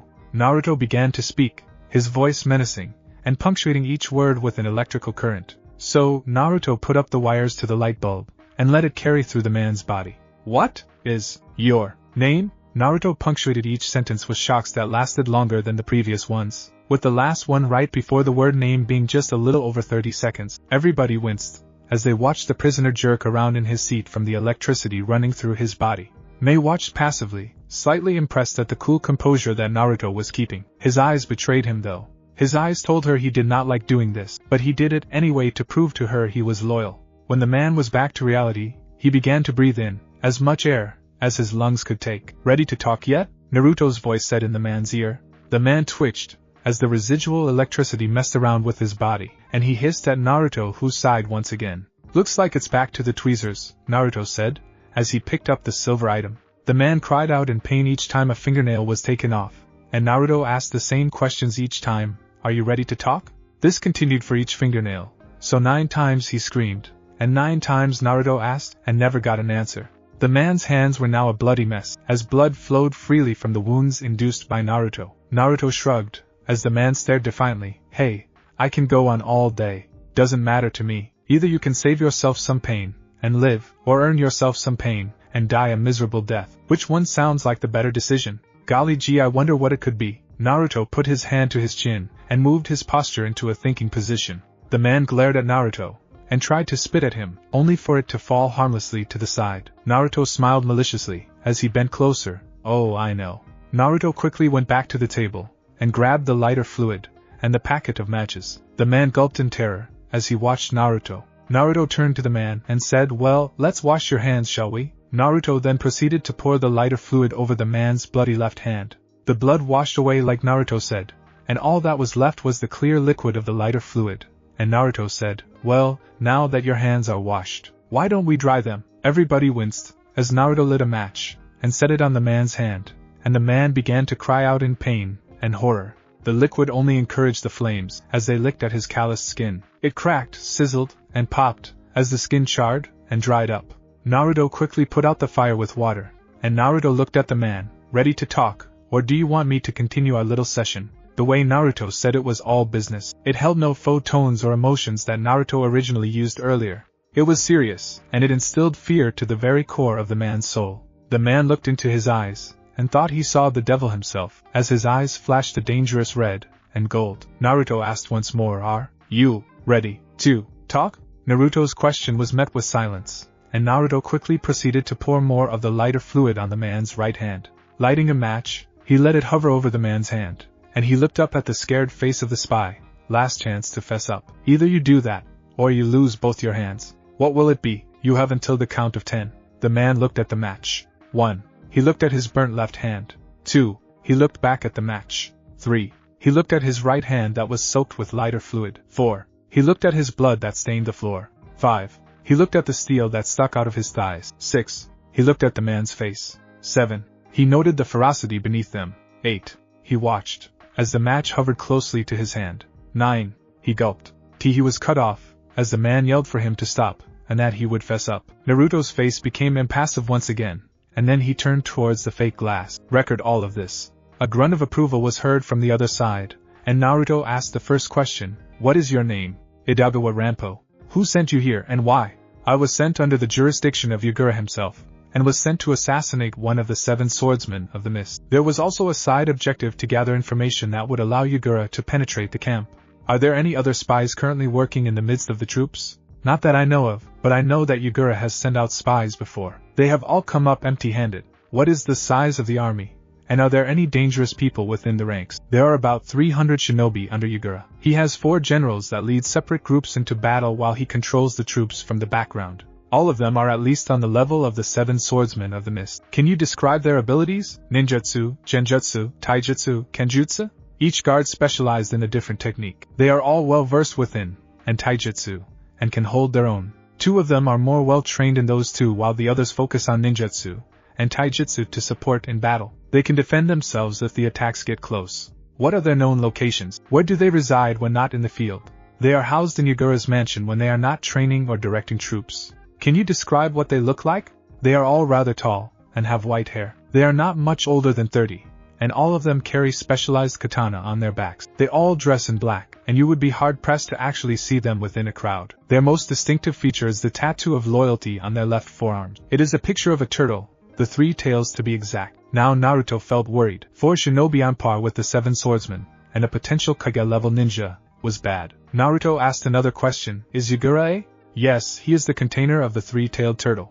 "Does he have full control over him?" "Yes, he can fully transform into the 3 tails." Naruto stayed silent for a moment, and then continued, "Are there any openings within the camp that can be easily exploited?" "At any time, there are 20 guards. 4 guards to a direction, and they swap patrols every 3 hours. At night, they swap every 2 hours. Naruto nodded, and then looked the man straight in the eyes. "You could have done that earlier, and saved yourself some pain. Medic, clean him up, don't heal his hand." Instantly, a medic rushed in along with 2 masked men, and Naruto quickly stepped out of the room. Mei was outside waiting for him, and she had a worried look on her face. She beckoned for him to follow her, and they walked out of the cool building, and onto the roof. The night itself was now full-blown, and everything was dark. The stars shone brightly in the blanket of night, and more began to appear, as they stared silently into the encompassing dark. After an insurmountable amount of time, she turned her gaze to him, and she noticed that he was staring out across the village. She followed his gaze, and her eyes saddened, as she looked through the village and its abandoned streets. The village used to be so loud, and full of life, but now, it's quiet, and abandoned. Ever since the Civil War, the village hadn't been the same. Ripped in two by the ninja of the village, both sides fighting for what they believed in. She turned her gaze to the ocean, and watched, as the waves crashed, and dispersed back into the ocean. The water seemed black in the night, but the foam was what allowed her to see the waves. She had known Yagura had been a, hell everybody did, having control over the 3 tails. They didn't know that. Even she would be hard-pressed to fight Yagura on even ground without him changing into the 3 tails. She bit her lip, as she looked over the black ocean, and closed her eyes. Her body was tired both mentally and physically from the stress of the job, and the lack of sleep. "You know, although you may be leading this rebellion, you can still get some sleep," Naruto said, still staring out over the village. She tossed a side glance at him. "There's just too much going on at the moment to actually go to sleep." Naruto finally turned his gaze on her, and they locked for a moment before he turned it away again. "If you really think so, then continue what you're doing. When it comes time to actually fight, there will be no use for a shinobi tired from lack of sleep. Even if he or she may be a Kage-level shinobi, a tired shinobi is an easy target." He didn't use a name, but the barb was obviously tossed at her. His statement made sense, but she couldn't help but try and prove him wrong. She acted rashly when she was younger, but when she had grown older she had seemed to shred most of it. Keyword being most, she still had that rather rash side to her, and she said, "A shinobi who talks too much can end up losing their head." A moment later, he was gone in a flash, and then she felt the cool steel of his katana against the back of her neck. Naruto's voice rang from behind her, and she shivered at the cold tone it took. "If you would have been aware, you could have stopped that. Mark my words, what I say is true. I don't care if you're my fiancé. I don't care if you're my friend. I will tell you things that will help you better yourself. I know you knew what I said was true, and yet you decided to go against it. Not the sign of a good Kage. Let this be a lesson to you." She looked down, embarrassed and ashamed. The steel of his katana disappeared from her neck, and a poof from behind her alerted her that it was a shadow clone behind her the whole time. When she looked at his former spot, he was there again, and she looked into his eyes. They were troubled, that much she can tell, and she couldn't help but say, "You have your own problems." He titled his head to the side, and tossed her a sidelong glance. "Those are my own. I am dealing with them in my own way. There is no need to pry." His voice told her it was a subject that hit close to home, and any inquiry into it would be struck down. The stars were now twinkling in their dark prisons, and the full moon now shined brightly down upon them. The pools of light splashed down upon the earth, and gave it a more ethereal and ghostly sheen. With a sigh, she looked over at him, and said, "Come, we will discuss this matter more tomorrow. It is time for some sleep. You will stay in one of the guest rooms in my mansion." Naruto turned to her without a word, and nodded, and followed her towards her mansion. The guards nodded, and let them both in, and they both walked down the windy halls of her mansion home. They end up outside a wooden door, and she opens it to reveal a pleasant and cozy room. It had a single queen-size mattress with a vanity next to it, a closet for his clothes, a bathroom connected to the room, and a couple of drawers for his weapons. He peeked around, and sat down on the bed. He quickly hopped into the bathroom, and left Mei inside the room by herself. As the door closed shut, a mumbled whisper of, "Thank you," made its way through the small crack. Unfortunately, she didn't hear it, as she was walking down the hallway, lost in thought about the last couple of hours. Dreamscape. A yelp behind him, a pained cry to his right, a howl to his left, an orange mask in front of him, and then red. Exit Dreamscape. It was the same dream every night since he had gained Kyuubi's memory. It left him in a cold sweat, as his Onigin swung around the room wildly, trying to pick up any sign of danger. As usual it found none, but Naruto still felt naked even without the eyes on him. He lay in bed with his eyes fixed to an ambiguous point on the ceiling for a couple of minutes, as he let the images of the dream escape from his mind. After a sufficient amount of time, he shifted his gaze to the clock that hung across the bed, and read the time. 5:30. About time he woke up anyways. With a grunt and a sigh, he moved his stiff limbs over the bed, and stretched his hands over his head. His knuckles cracked, as well as the bones in his back, and he let out a content sigh, as the feeling of his bones cracking gave him a slightly pleasant sensation. He gingerly stood up, and walked into the bathroom where he proceeded to do the normal toiletries for the morning. After doing so, he dressed himself in a t-shirt, and a dark blue track jacket, and black training shorts. He pulled on his shoes, and slipped quietly out of his room, and down the still dark corridors of Mei's mansion. The corridors themselves were painted in a light blue, but the color itself was dull from age. Scratches and marks riddled the walls, and an occasional painting hung on the drab walls. The mansion itself was eerily quiet, as he stalked through the corridors of Mei's home. As he progressed, the walls soon turned into gigantic strips of glass, and it gave him a glimpse outside, and he noted all the fog that clung to the marshy ground around Mei's home. Inside the mansion, the air was stale, but it still held a semblance of the fresh air on the outside. As he moved closer towards the exit of the mansion, he passed by a blonde-haired man. He had on black-framed glasses, and what looked like earmuffs that covered his ears. A blank expression covered his face, and his eyes wandered pensively. He wore a striped shirt underneath a black chest plate with his headband for the Mist Village embedded within the metal. He wore shorts with waved designs, and the leg holes were taped off. A single kunai and shuriken pouch sat on his thigh. Sandals and gloves rounded off his ensemble, but it wasn't his clothing that was odd. On his back was a large sword with two handles. The blade itself was in the shape of a fish, and two handles extruded from the base. Each handle was wrapped in tape, and connected at the pommel. The blade was wrapped with tape, but an indent near the top of the blade clued Naruto in on the hole that was there. They stepped past each other, either saying nothing, but both acknowledging the presence of one another. Who was he? They both thought, as they turned the corners at the end of the hall. Although it was a legitimate question, Naruto had a feeling that the man with glasses was a part of the 7 swordsmen of the mist if the gigantic sword on his back was any indicator. Also, the news of his arrival will probably run its course through the troops by noon. Naruto stepped out into the chilly morning air of Water Country, and walked his way into the middle of the clearing that was behind Mei's mansion. It was smaller than he was used to doing physical exercise in, but it would have to do. He quickly set off around the perimeter of the field in a light jog that slowly progressed into a fast sprint. His breathing wasn't at all labored, and he kept it slow and rhythmic. He jogged for about 2 hours before he began to do push-ups, sit-ups, punches, and kicks. After doing so, he finished off with a light routine of Tai Chi to cool off the sweat he had worked up from exercising. He ran through the intricate moves, letting his instincts guide him, as his eyes were closed to the world. The moist wind caressed his skin, as forelimbs flowed freely. It was a slow dance more than a fierce fighting style that focused on complex movements and precise strikes. His eyes opened on the last strike, and he relaxed, letting his breathing go back to normal. He held the stance for a few minutes before his posture loosened, and he let his arms fall to the side. His breathing was now back to normal, as it desisted quite a few minutes ago. The sun was now fully seen in the sky, and Naruto took a sip from the water bottle he had brought with him. Birds chirped, and leaves rustled around him, and he felt relaxed as he stared off the cliff and into the sparkling ocean. A million tiny gems of light danced on the soft blue sea, making it look like a vast carpet of jewels. And it was moments like these that he felt finally at peace with the fast-paced world of fighting he lived in. A pop sounded out behind him, and he turned around to find Mei's guard in front of him. He nodded, and the man proceeded to greet him. Namikaze-sama, Terumi-sama requested your presence in her office. Naruto nodded again, and said, tell her I will see her in 20 minutes. Hi Namikaze-sama, the man said before he disappeared in another pop. Naruto let out an unusual sign, and took one last glimpse at the sea before he turned around, and walked back into the mansion. She sighed again, as another piece of paperwork took the place of the one she had just finished. The pile never seemed to lessen, it only seemed to grow, as the days went on. She placed a cursory glance over the paper before sighing again, and setting down the piece of paper, and leaning back in her chair.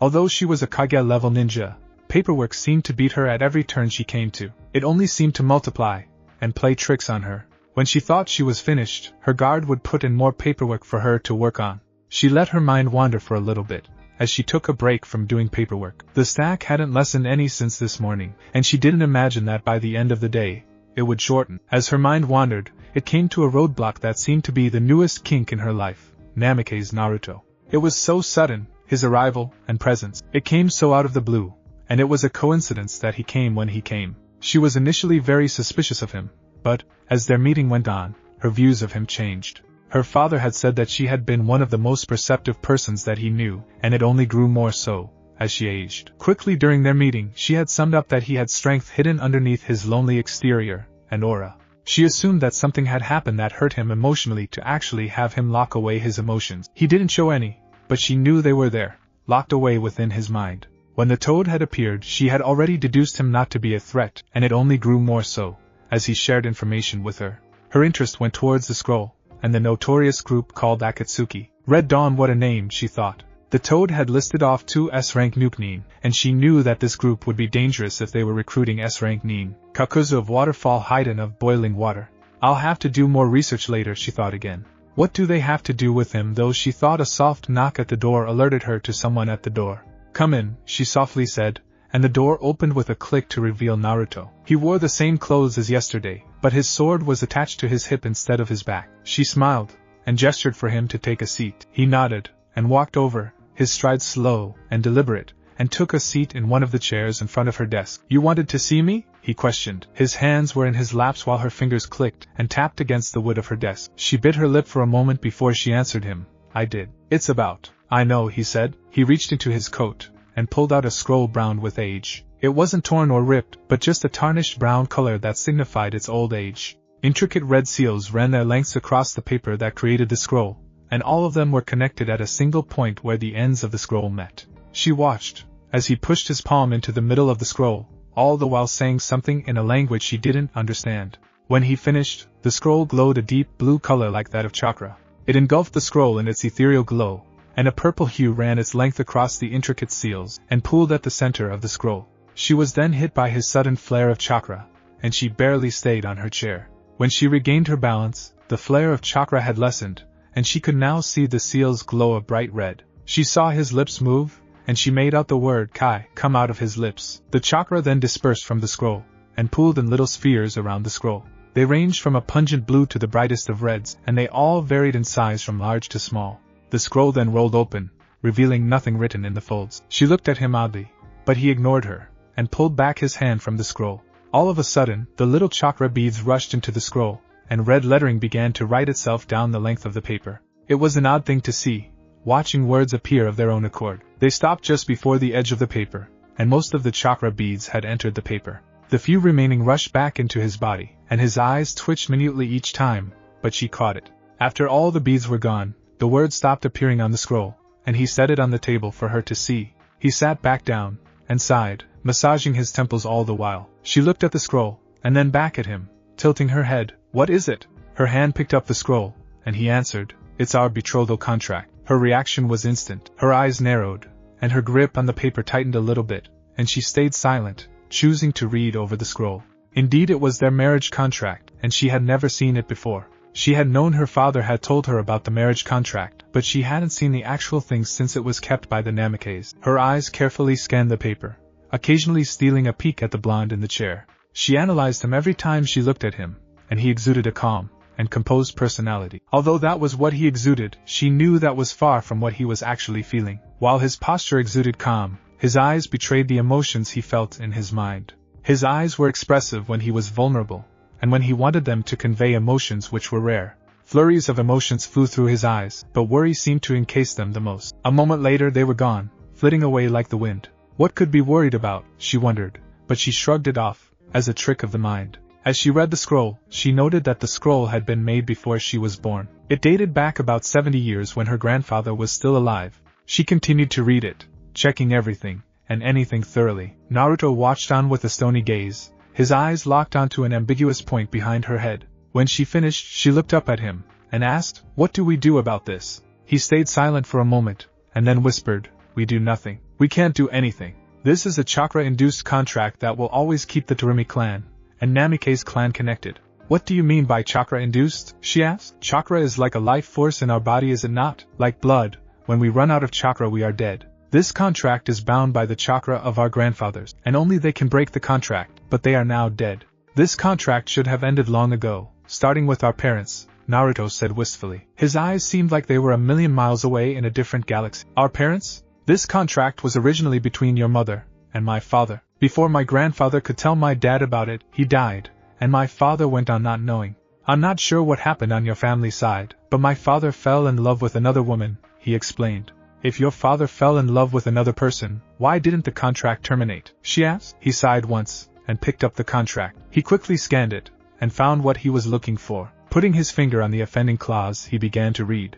Marital Clause 1b, Fulfillment of Contract. This contract will, and shall be fulfilled when the union of a Namikaze clan member and a Terumi clan member is successful. If this does not occur in the current generation, the next generation shall, and will be betrothed, and so forth. This marriage contract will not, and shall not terminate until the union of the Namikaze and Terumi clan is complete. Dakara Diru Sorbi. 1. He finished, and set the scroll down, and said, "Now do you understand? This contract will always be active until the union of the Terumi and Namikaze clan is complete."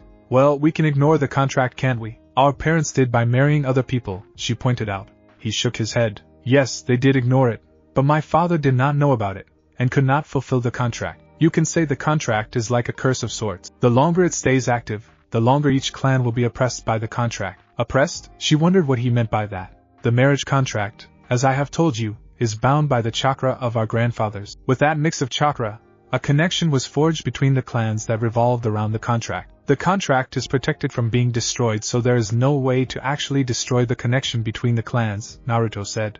"How it is a curse is what I don't understand. A connection between the clans should be a good thing, right?" she asked him. He shook his head. "This connection is parasitic, and it drains the chakra of those who it applies to." "Chakra drain?" He grimaced for a moment, but it was fleeting, and was gone a second later. "To keep it perpetually active, it drains chakra from those who are related to the chakra that originally created the contract. Although you may have never come in contact with it, it still pulls your chakra to keep itself active. If it drains chakra, why aren't we being affected now? Why weren't our parents affected by the chakra drain?" she asked him curiously. Naruto's mouth turned into a small smile. "Luckily, the Namikaze clan was gifted with a large chakra reserve in the form of a bloodline, I suppose. It isn't much, but it helps when you're in a pinch. As for your mother, I'm sure she was affected to an extent, but I guess she never let it show. As for us, I have the bloodline of the Namikaze, he said, purposely skipping the information on Kyuubi. For you, I do not know why. It could be something to do with a bloodline, or a whole different thing. She pondered this over, and said, and the only way for the connection to be destroyed is to actually facilitate the marriage contract? That's correct, he said, not showing any type of emotion. She sighed, and put her face in her hands, and leaned forward, steepling her hands on the desk. Taking a deep breath, she said, I don't really know what to make of this. There are just too many things going on to actually put this matter to the head of the agenda. With a war going on, a nation in civil war, there are much more important things than this matter. We will discuss this when the war is over. Naruto heard the message below her words, if we survive the war. They sat in silence, each stewing in their own mixing pots of thought. The betrothal contract lay forgotten on the desk, as the two people inside the room waded through the jumble and muck of thoughts inside their head. Naruto sat quietly, and without movement, not letting anything escape his stony persona. He watched Mei through hooded eyes, his eyes hiding nothing, but betraying everything. Mei herself was quiet, but she fidgeted a lot more than Naruto did. Her posture, her movements, they all revealed everything she felt from weariness to anger, and everything in between. She felt so old in her seat, like the world around her had stopped, and she was the only thing that was aging. For 5 long years now, each side had been locked in combat that always ended in stalemates, or one party scoring a victory. Her eyes had heavy bags below them from what Naruto could see. Vibrant emerald eyes were now a dull shade of olive green. She looked so tired, and she seemed to age before him. Her hair seemed to droop, and her face seemed to sag a little bit, as if the stress were affecting her physically, as well as mentally. Her lips were pursed in a grimace, as she let the thoughts run their course through her mind. Why? Why me? Why now? Why not someone else? You chose to be who you are, a feminine voice said behind her. Her eyes opened, but it wasn't the room she saw. She saw pine trees, and her eyes traveled along the wall of green, and stopped, as she saw someone she thought was dead. The woman sat on a tree with her legs dangling over the edge of the branch. She was tall for a woman, and her rust-colored hair was equally as long. The tresses fell down her sides, and back like waterfalls. Ruby-red lips shifted upwards in a small smile while vibrant green eyes played, and danced in the mirth that had developed in their depths. Her posture was loose, and laid back, and she dressed in a simple white t-shirt, and black shorts. It was her mother. Mei stood in disbelief, as her mother smiled at her from the safety of the tree. As the silence ensued, the smile began to fade from her face, and was replaced by a hard, set line for the mouth. Mei's face was twisted in confusion, disbelief, and shock at the same time, and she looked up when she heard the soft voice say again, "You chose to be who you are." Mei's eyes met her mother's, and she felt naked under their scrutiny. She felt the same under Naruto's gaze, and she swore she could see the green eyes morph blue for a second. That flash of cobalt blue dissipated a moment later, and was replaced by the green of her mother's irises. She shook her head in hope that this was just all an illusion, but when she stopped, her mother had only gotten closer. She was an arm's length away from Mei, and she could feel the overwhelming presence of her mother in front of her. The aura that surrounded her mother was overwhelming, and she had an inkling that it was similar to something she had felt before. That feeling was fresh in her mind, but she couldn't put a picture to the feeling, and shrugged it off. Focusing on the circumstance at hand, she stared at her mother, as her mother started right back with a stoic gaze. Their expressions were polar opposites, her mother's betraying nothing behind the stony gaze while Mei's expression belied everything she felt. Her eyes were wild, and unfocused, as she looked around, trying to find a way out from under the burning gaze of the green eyes. Mei. That one word stopped her cold. It was the same tone of voice her mother used when she was younger. She remembered it so well, and she let the memories wash over her. Memories of being on the beach with her parents, memories of better times, and better days flashed before her eyes. They soon faded, the images disappearing from her mind's eyes, and she soon returned to the clearing. Her mother was in the same position, still an arm's length away from her. This time though, her facial expression had changed. The lips were turned up in a bright smile, while her green eyes had loosened up and lost that cloudy sheen. The overwhelming presence ceased to exist now, and she felt like she was now standing upright. Although the feeling had disappeared, she tried to open her mouth, and only a squeak came out. A sound that loosely resembled wind chimes loosened from her mother's throat, and filled the clearing with laughter. When she stopped, she set her gaze on Mei's, and said, "Oh, Mei." By this time, Mei had somewhat found her voice, and managed to choke out, "Keika-san? Is it really you?" Each word came out slow, all of them needing a breath in between. She had yet to grasp the situation. Her mother shook her head, and her melodic voice rang out softly, "Yes and no." "Yes and no?" Mei stuttered out, as she pushed herself off the tree trunk. It took her a moment to get her body situated again, and regain control over her limbs. Her mother shook her head, and took a step back, revealing 2 stumps that she assumed would serve as seats. She watched as her mother took a seat on an old-looking stump, the wood marred with deep scratches and cuts. Mei stood there for a moment until Mei's mother gestured for her to sit down. Hesitantly, she took a seat opposite her mother and crossed her legs. Their surroundings began to blur, the trees mixing together and creating a new background. They morphed into light blue and white walls, the colors divided by a thin, black horizontal line that stretched around the 4 walls of the room. 2 shelves full of books lined one wall, while more books lay open on top of the vanity by the bed. The bed itself was pushed into the corner, and at each post was a pole that connected to a canopy-like structure above the mattress.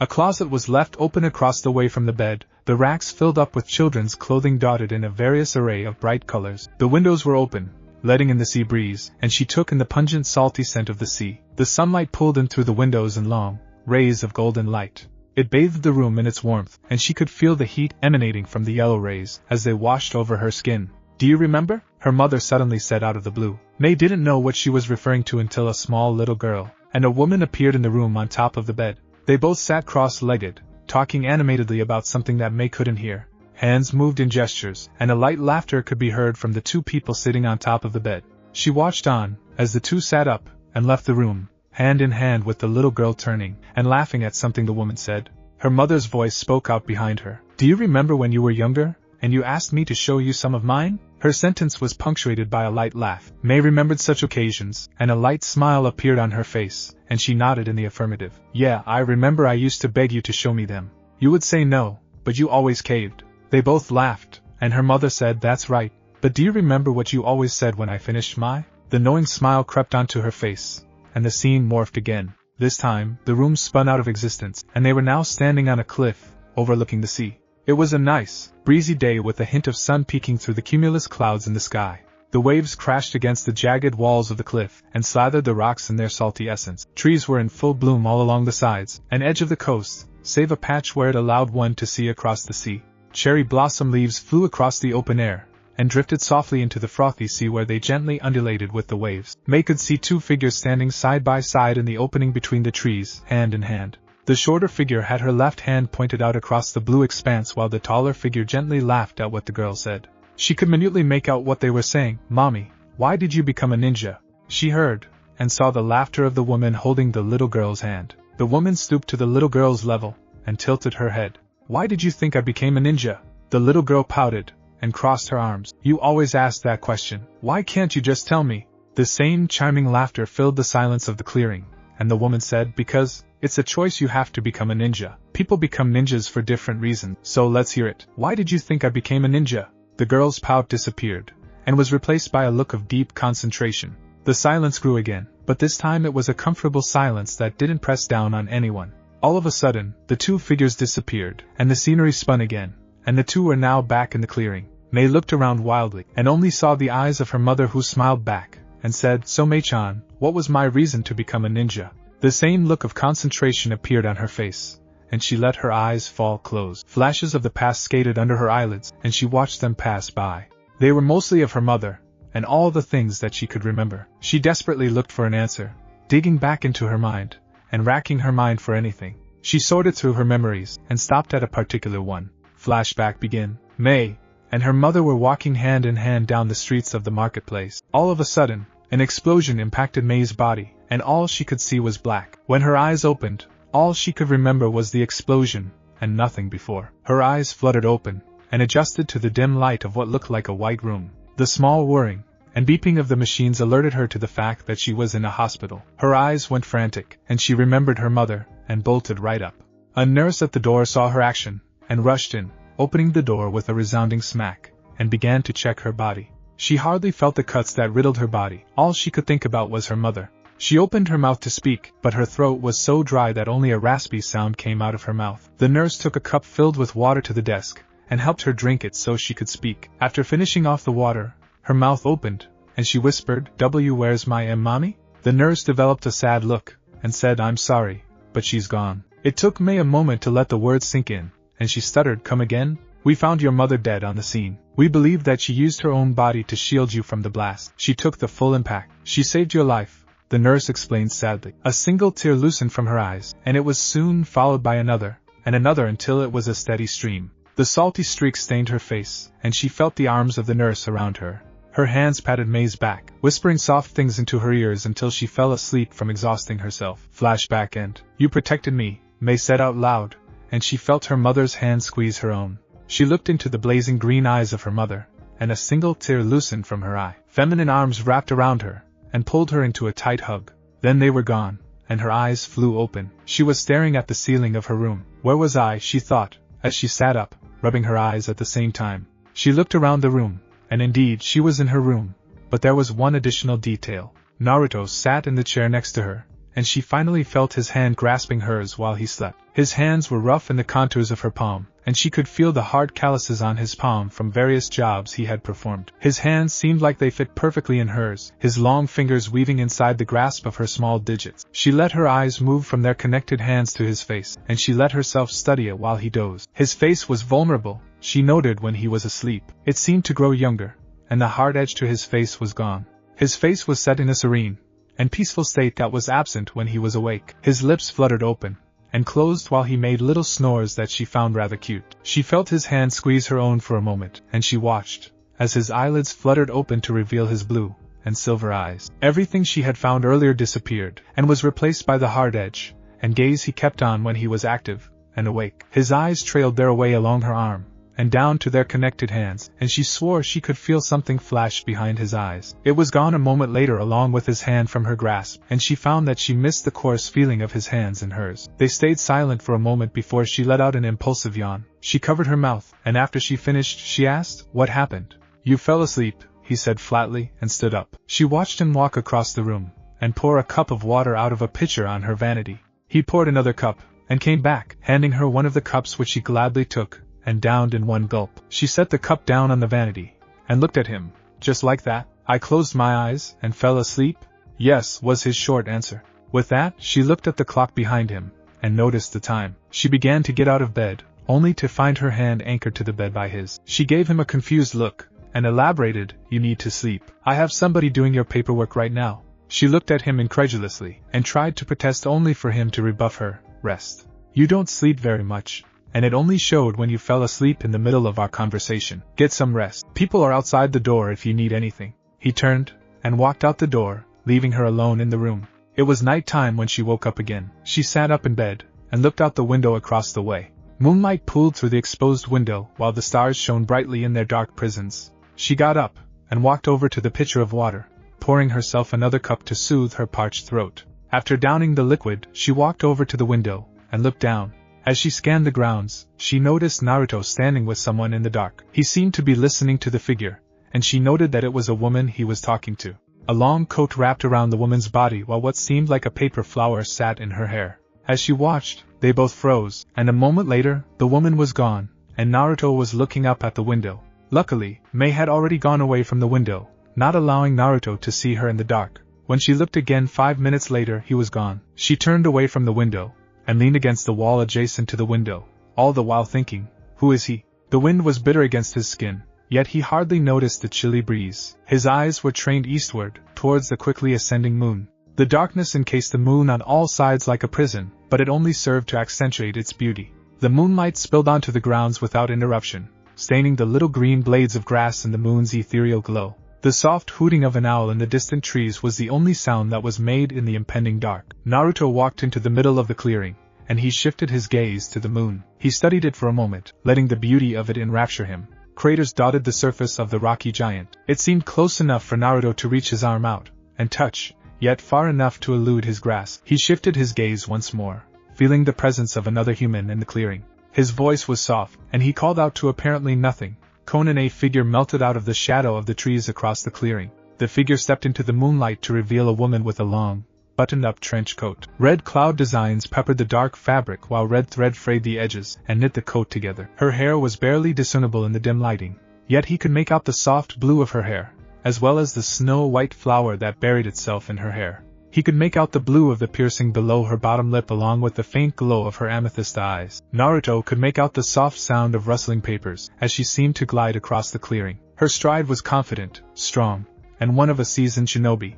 As she moved closer, Naruto noted that her body was actually smaller than what the trench coat actually made her out to be. She had slim hands, and arms that extended from her torso, and her neck was slender and smooth, like that of a baby's skin. Her face finally moved out of the shadow, revealing a rather good-looking woman. She had the face of a woman in her mid to late 20s, but in reality she was closing in on 35. Naruto waited patiently for her in the middle of the clearing, his eyes trained on her every movement. Eventually she stopped moving, about 5 feet from where he was standing. They stood in silence until she said, "Beautiful night, isn't it?" He nodded, and looked out into the woods. "Yes, it is." Silence followed that statement once again until she picked it up again. Sasori's mole and Orochimaru's group confirmed what Sasori had already predicted. Orochimaru is coming after the last Uchiha. Naruto's eyes locked onto hers, and he pondered his words for a moment before he said softly, "Why would he want the last Uchiha? He possibly can't be thinking of reviving the Uchiha under Oto." Konan shook her head in the negative. "No, he plans on taking his body like he tried on Itachi a few years back." "I see," Naruto answered curtly. After a few moments he said, "He wants the Sharingan then?" Konan confirmed his statement. "That's what the spy has said. Although, he also said that part of the invasion of Konoha stems from revenge of the old man."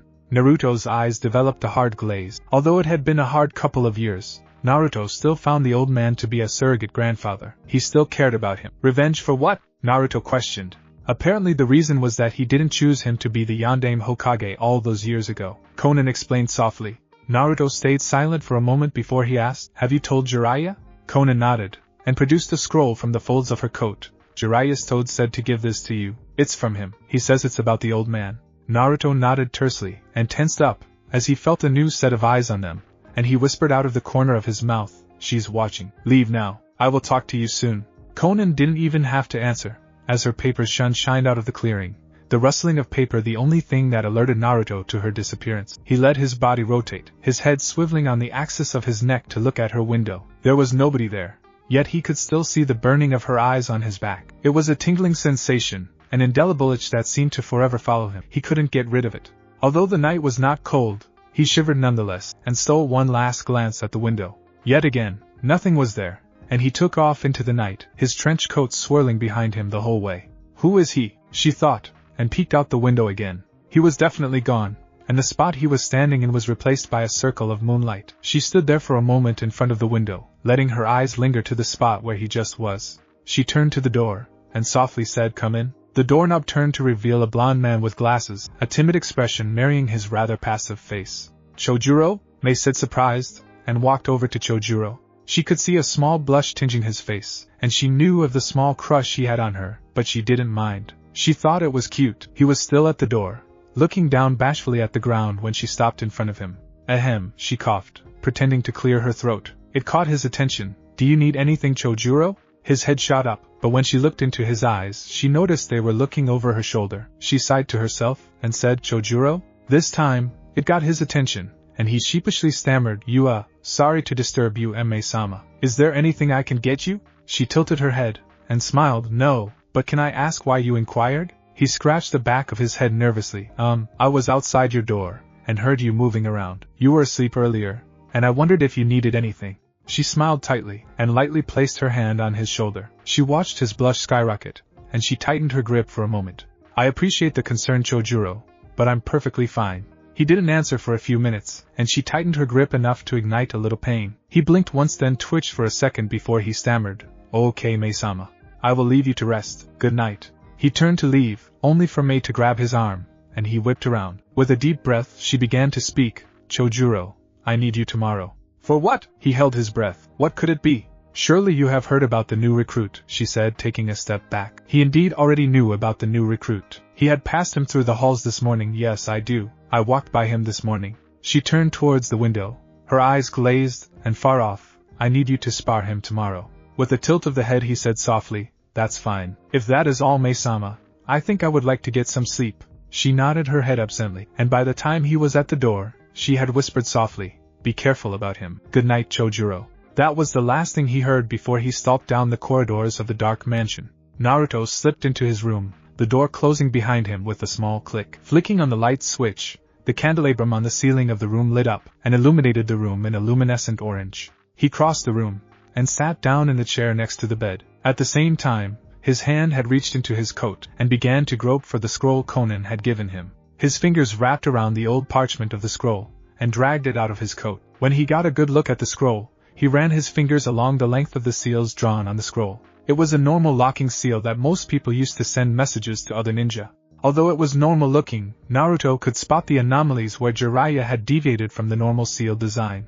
An extra line here, a thicker stroke there, those were the small details that could change a seal in a big way. He studied it carefully, tracing his fingers over and over across the red seal. By the time he deciphered what the seal was, he was more than amazed by it. Jiraiya had made small changes to a normal seal, yet it brought about rather abrupt changes. It was a modified chakra seal from what Naruto could see. Although it was a chakra seals were usually made with blue or black ink, while this was red. Red marks usually signified a writing solution made up of blood and ink. Naruto didn't know the full extent to what the seal did, but Naruto knew that there was a backlash if somebody, but the receiver of the scroll tried to open it. It was indeed a breakthrough in the techniques of sealing, and Naruto had to admire it before he let the feeling of the scroll overtake him. He remembered the first time he met Jiraiya. It was a rather odd meeting, but it turned out for the best. Flashback begin. Sand and rocks peppered his face as he desperately moved through the deserts around Sunagakure. He didn't have a particular destination in mind. The only thing he wanted to find was a small oasis or some kind of water source.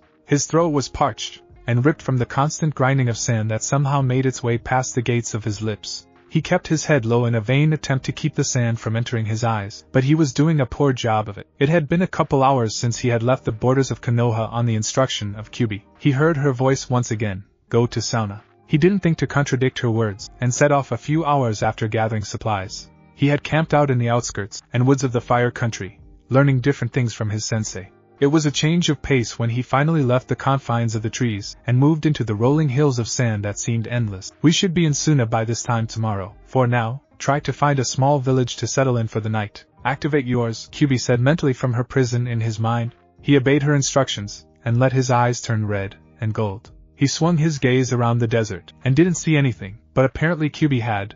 "There's a large chakra signature moving quickly to the west. Follow it, and it should lead you to a village on the outskirts. Go now before I lose the path." He moved quickly, listening to Kyuubi's direction, and he soon felt the chakra signature in front of him. And it was small compared to Kyuubi's, but large for Naruto, who was still developing his chakra reservoir. The chakra signature moved quickly, and he couldn't find any information from the chakra signature. It was simply too big to analyze, as well as with the quickness it moved. It forced Naruto to keep moving to keep up. Then, it disappeared. It was sudden and a shock, but he moved quickly out of range of the punch aimed for his head. He swiveled away from a kick only to meet a hard knife hand to the back, and a chop to the neck. He managed to break his fall by landing on another branch, albeit clumsily. The chakra signature had completely disappeared again, and he extended chakra feelers like Kyuubi had taught him. What surprised him though was that he couldn't find anything. His chakra feelers found nothing, but he heard the voice of an older man call out from a tree above him. "Why are you following me?" Answer truthfully. "You don't want him as an enemy. He is out of your league, Naruto," Kyuubi commented. "I was merely following you to see if you are going to a village. I need a place to lodge for the night. I am rather unfamiliar with the terrain," Naruto admitted sheepishly, slightly embarrassed. The rustling of leaves from above alerted him to the other man's presence, and his voice rang out. "There aren't many villages in Wind Country besides Sunagakure. Although there is one up ahead, it is still a few hours ahead. I suggest you come with me, as you can still get lost." "Take the offer," Kyuubi commanded. "Deal," Naruto said. "Now show yourself." A white-haired man dropped from his perch above Naruto, and landed gracefully on the branch opposite Naruto's position. He looked old, yet Naruto knew the man was dangerous even if he offered his help. "A little young, aren't you? What's your name?" the older man asked. Naruto contemplated whether to give his real name or not, but he went against it. For all he knew, this man could be a ninja out looking for him. He kept the name close though, biting off a couple of syllables from his name. "Isn't it more polite for you to offer your name first? Anyway, my name is Ritomaki." The man smiled, and Naruto had a feeling that the man knew it was a fake name. "I'm surprised you don't know me. You really are young, aren't you? I am Jiraiya from Sannin." The name sparked something inside of Kyuubi, and she growled cautiously, "Be careful around him, Naruto. He was one of the people who were at the fight on that fateful night. Those puny raisin gans he had actually packed a punch." "Got it," Naruto answered mentally, and turned back to Jiraiya of the Sannin. "You must know many things then." "You got that right," he answered, and a sly smile appeared on his face. "Now why don't you tell me your real name?" "Wait, is it Uzumaki Naruto?" "Shit," Naruto cursed mentally, and began to look around for an escape route, all the while trying to buy time. "Who's Uzumaki Naruto? Never heard of him." The man rolled his eyes. Don't even think about it. Even if you did manage to escape, I would still catch up to you. Face it, you're trapped. A growl emanated from the depths of Kyuubi's mind. Figure out how he knows about you. Then try to work out a deal from there. Do it now. Naruto mentally nodded and said, how do you know who I am? The wry smile made its way to the Gamma Senin's face again. Silly question. How would I not know the face of my godson? Flashback end. Naruto heard a small pop, and felt something slick on top of his head. It was Gamakichi, one of Jiraiya's summons. Yo Naruto, the toad called, and plopped down onto the bed next to Naruto. You read Jiraiya's letter?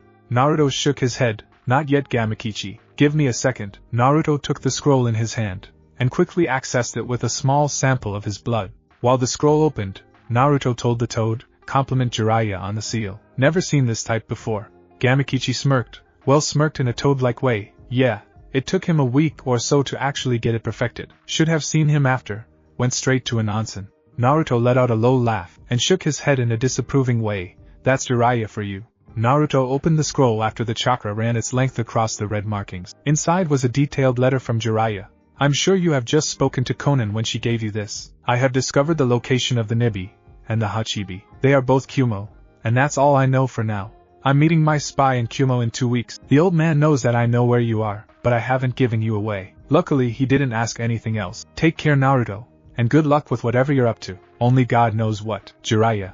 So he knows. Naruto turned to the toad, who just shrugged. Hey, I'm just the errand boy. Well, in this case a toad, Gamakichi jokes. Anyways, you got anything to tell the pervert? Just tell him thank you, Naruto said. I also need the name of his spy inside the village. The toad nodded. Gotcha. Hey, by any chance, you don't happen to have a candy bar, don't you? Naruto rolled his eyes. Here, Gamakichi. Naruto reached into his pocket and produced a candy bar that he usually kept on hand for times like these when he needed them for Jiraiya's toads. Naruto tossed it to the toad, who used his tongue to snatch it right out of the air. Gamakichi smiled, as happily as a toad could get. See ya later, Naruto. I'll make sure to get that info out of Jiraiya soon. Ja-ni, Gamakichi shouted, and disappeared in a puff of smoke.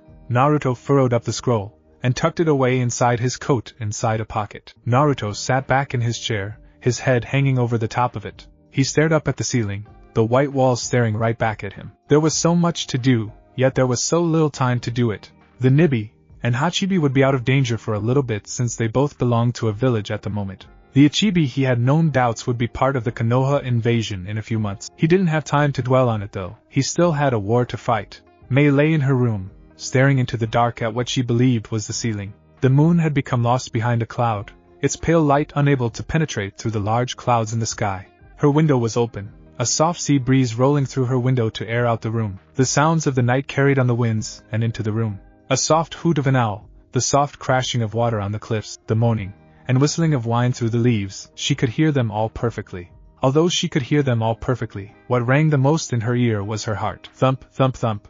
That was the sounds it made, her blood running hot through her arteries and veins. It fed into her heart, and it kept her anchored to this world, in mind, and in body. The oppressing silence of the room grew, but the beating of her heart ceased to lessen. Always going thump, thump, thump. She kept her gaze on the ceiling, the true action happening beneath the surface of her eyelids. Her brain worked like a machine, cogs and mechanical parts working together to create and churn out thoughts. Her subject of the night, Namikaze Naruto.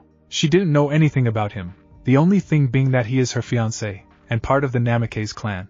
He had revealed nothing of his heritage, his past, absolutely nothing that could tell her or paint her a picture of his life. He apparently had connections with Jiraiya of the Sannin, and with this group Akatsuki. With his late-night visitor, she didn't know what to make of him. He was a total mystery, an unknown variable to her. She didn't know his motives. Nothing he did or said told him of what he was here for. She looked up at the ceiling, hoping, no praying, that she could somehow figure out Naruto. There were so many questions that surrounded him, so many veils of lies that hid away his true self. It has only been 3 days since he has been here, and he has given her so much to think about in those 72 hours. Thump, thump, thump, her heart went. She directed her gaze to the clock above her door. I read it in the morning. She looked out the window, her eyes restless, as they looked into the night sky for an answer. The moon was high in the sky, just past its climax in the dark expanse. The stars gemmed the sky in their pale radiance, peppering the black atmosphere. A chilly breeze rolled in through the window, and she shivered for a moment.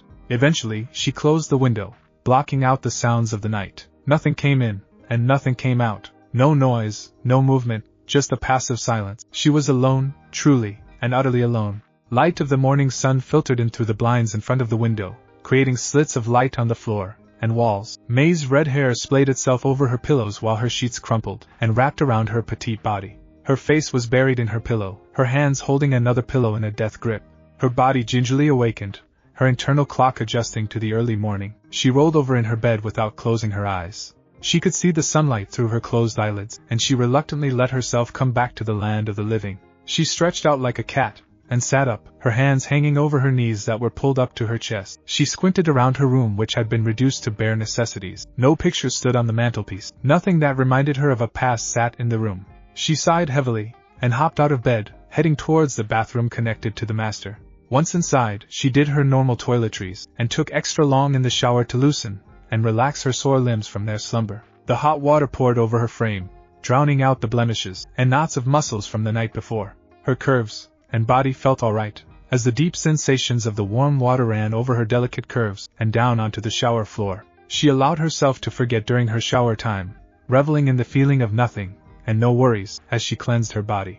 It was one of the very few times she could find a place to think and keep to herself. It was a sanctuary, a refuge for her thoughts and a wandering mind. She was thankful for it. She stepped out of the shower, feeling slightly better from yesterday's 15 hours of sleep. She wrapped herself in a green and red towel, symbolic of last year's Christmas when she got it. She tied up her hair in an elaborate bun, exposing her tanned and smooth neck for anybody who managed to see her. White steam billowed out of the room as she opened up the bathroom door. It fled into the room and out the open window into the ocean air. As the steam dissipated, she walked into the room while fiddling with the chopsticks in her hair bun. As she bent over her drawer to pick out her clothes for the day, somebody knocked at the door. She turned towards the door and shouted, "Who is it?" "Naruto." "Shit," she cursed under her breath. She quickly grabbed some clothes, not noticing that she had picked up a nice green blouse and a set of booty shorts. She headed towards the bathroom, clothes in hand, and shouted, "Come in." She heard the door click open as she closed the bathroom door. She listened to him move around, and eventually he fell silent as he stopped moving. She stalked over to her mirror and looked down at the clothes in her hand, and her eyes almost popped out of her head. Her eyes shot around the rest of the bathroom, and no other clothes were inside the bathroom. She silently cursed, and looked back down at the clothes in her hand, and grimaced. She gingerly pulled them on, not looking at herself in the mirror, and stepped out into the room. Naruto was standing at her open window, one of her books open, and he was reading it silently, his mouth moving in tune with the words. It was a serene sight, the morning light shining down on him, as the curtains whipped around his figure. His hair fluttered as the breeze rolled through, revealing part of his neck. A jagged crescent moon scar marred the soft skin on the right of his neck, and it ran down towards his shoulder, ending right before it extended onto his collarbone. She wondered what the story behind the scar was, but she stopped that train of thought as he turned to look at her. She looked away in embarrassment as his eyes scanned her almost naked body. When he gave no answer, she stole a peek at him, and he was turned away from her, looking out through the window. She noticed a light tinge of pink, and she was surprised to see a hint of emotion written so plainly on his face. He obviously found her attractive if he was blushing, but she didn't try to push it. "One of your men said you needed to see me?" Naruto asked, his voice not betraying his surprise like his face did. "Not like this," she muttered under her breath. He continued to look out the window, and said, "I'm here." She cleared her throat, apparently not ready for the direct-to-the-point conversation. "I've set up a spar for you with one of my men. Myself, and the 3-7 swordsmen of the mist will evaluate you and send you on missions accordingly. Is that all?" He seemed unfazed by the new situation. "When will it be held?" "At noon," she answered, and she trailed off, weighing her choices. She could either ask him now about his late-night visitor or risk not asking, and never learning who or what happened last night. As she weighed her options, she heard his voice. "You're wondering about the night, I assume? You can read me that easily?" she asked, rather impressed at his skill at reading people. He let himself smile for a moment, but it was fleeting. It's what a shinobi has to do to be good at Mei-sama. It was the first time he used her first name, and she smiled, as he did. "I suppose so. Tell me, do you know what I'm feeling or thinking about now?" he asked her. She tilted her head, confused at the question, but did what he asked, and studied his posture, his expression, and his minute movements. Something contributed to something which contributed to something else. They were all a small part to the whole picture. They were all just a means to an end.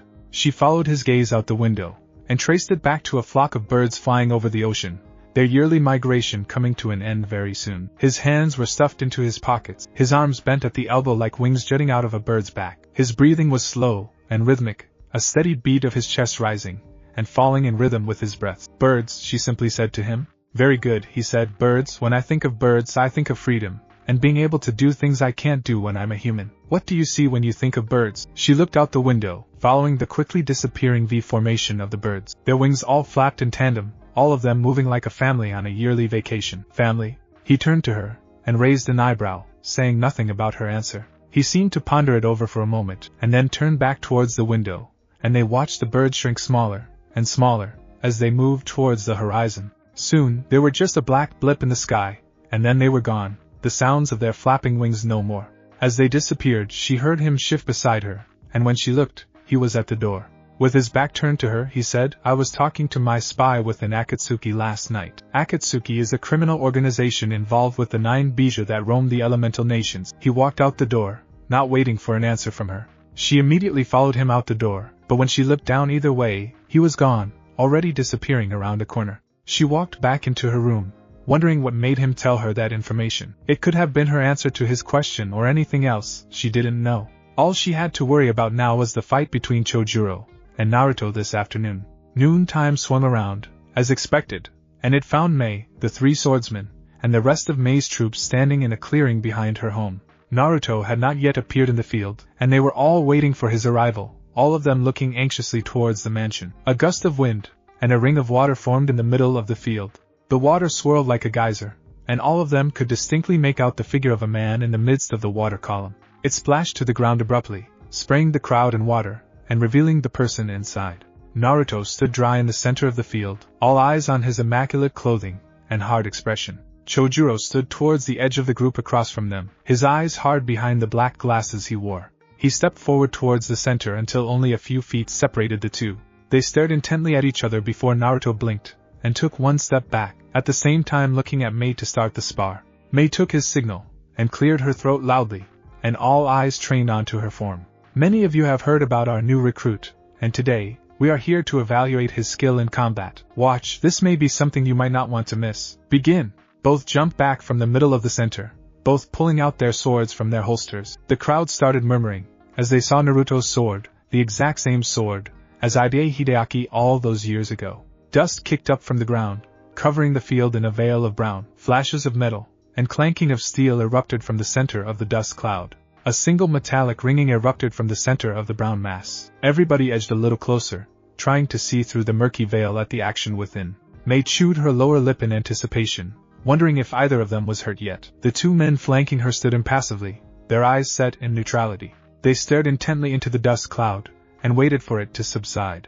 All of a sudden, a stream of brown shot out of the gigantic cloud, and crashed into a tree, toppling it to the ground with a large crash. Eyes quickly shot towards the center of the cloud where Naruto stood unscathed, his sword buried into the ground where Chojuro once was. He plucked it out of the ground, and was about to sheath it when the whirring of kunai rang through the air. With a quick swing of his katana, Naruto sent the kunai right back to their origin. Chojuro shot out from under the fallen tree with his sword in hand, a line of dust, and were trailing behind him while he sprinted towards Naruto. Naruto dodged left and stabbed his katana into Chojuro's backside, but Chojuro turned into a puddle of water that crashed onto the ground. Naruto pulled his katana back and stood impassively, staring into the trees where he knew Chojuro was currently hidden. A quick movement to the left, and Naruto cartwheeled around some kunai and shuriken. Naruto began to move towards the tree, unaware of Chojuro manipulating the puddle of water behind him. "Suryuta no Jutsu," a voice in the tree shouted, and Naruto turned around only to be impacted by a large water dragon. Chojuro hopped out of the tree, his sword strapped diagonally across his back. The water dragon dissolved and splashed to the ground, returning to a gigantic puddle of water. Mei bit her lip suddenly, a little anxious to see if Naruto was okay or not. Naruto lay motionless in the middle of the puddle, his form unmoving. As Chojuro approached, the body lit up and exploded, casting a shroud of mud into the air. Chojuro, who was in the blast range, was tossed backwards, careening into several trees, and knocking them all over. Naruto stepped out of the shadows of a nearby tree, standing on a branch across from Chojuro. A large crater several meters deep and wide now was at the center of the clearing. Chojuro opened his eyes, and looked at his sword, the bandage, and tape ripped from the blast. He had managed to draw his sword in front of him to take most of the impact, but he was still blown back from the explosion. He used his sword as a crutch, and got himself to a standing position. All eyes were on him, his clothes ripped in several places while his sword looked worse for wear. The hole at the top of his sword was now exposed. It was cut in a semicircle, and jagged peaks like teeth railed along the edges. A silver lining of blue chakra encompassed the half-circle like a sentient being, waiting for its turn to become active. Naruto stared on impassively, analyzing the situation carefully. His hand ran against the grip of his katana, which was sheathed inside its scabbard. Naruto reached into one of the pouches at his thigh, fingering a special kunai, but let go, as he saw Chojuro move towards the middle of the clearing. Quickly, he put his hands into a ram's seal, and a cloud of smoke erupted beside him. A brilliant blue light shone from Chojuro's sword, as the swirling chakra took the shape of a massive hammer. He was getting serious, Mei knew, and Naruto would have to pull out all the stops to finish it.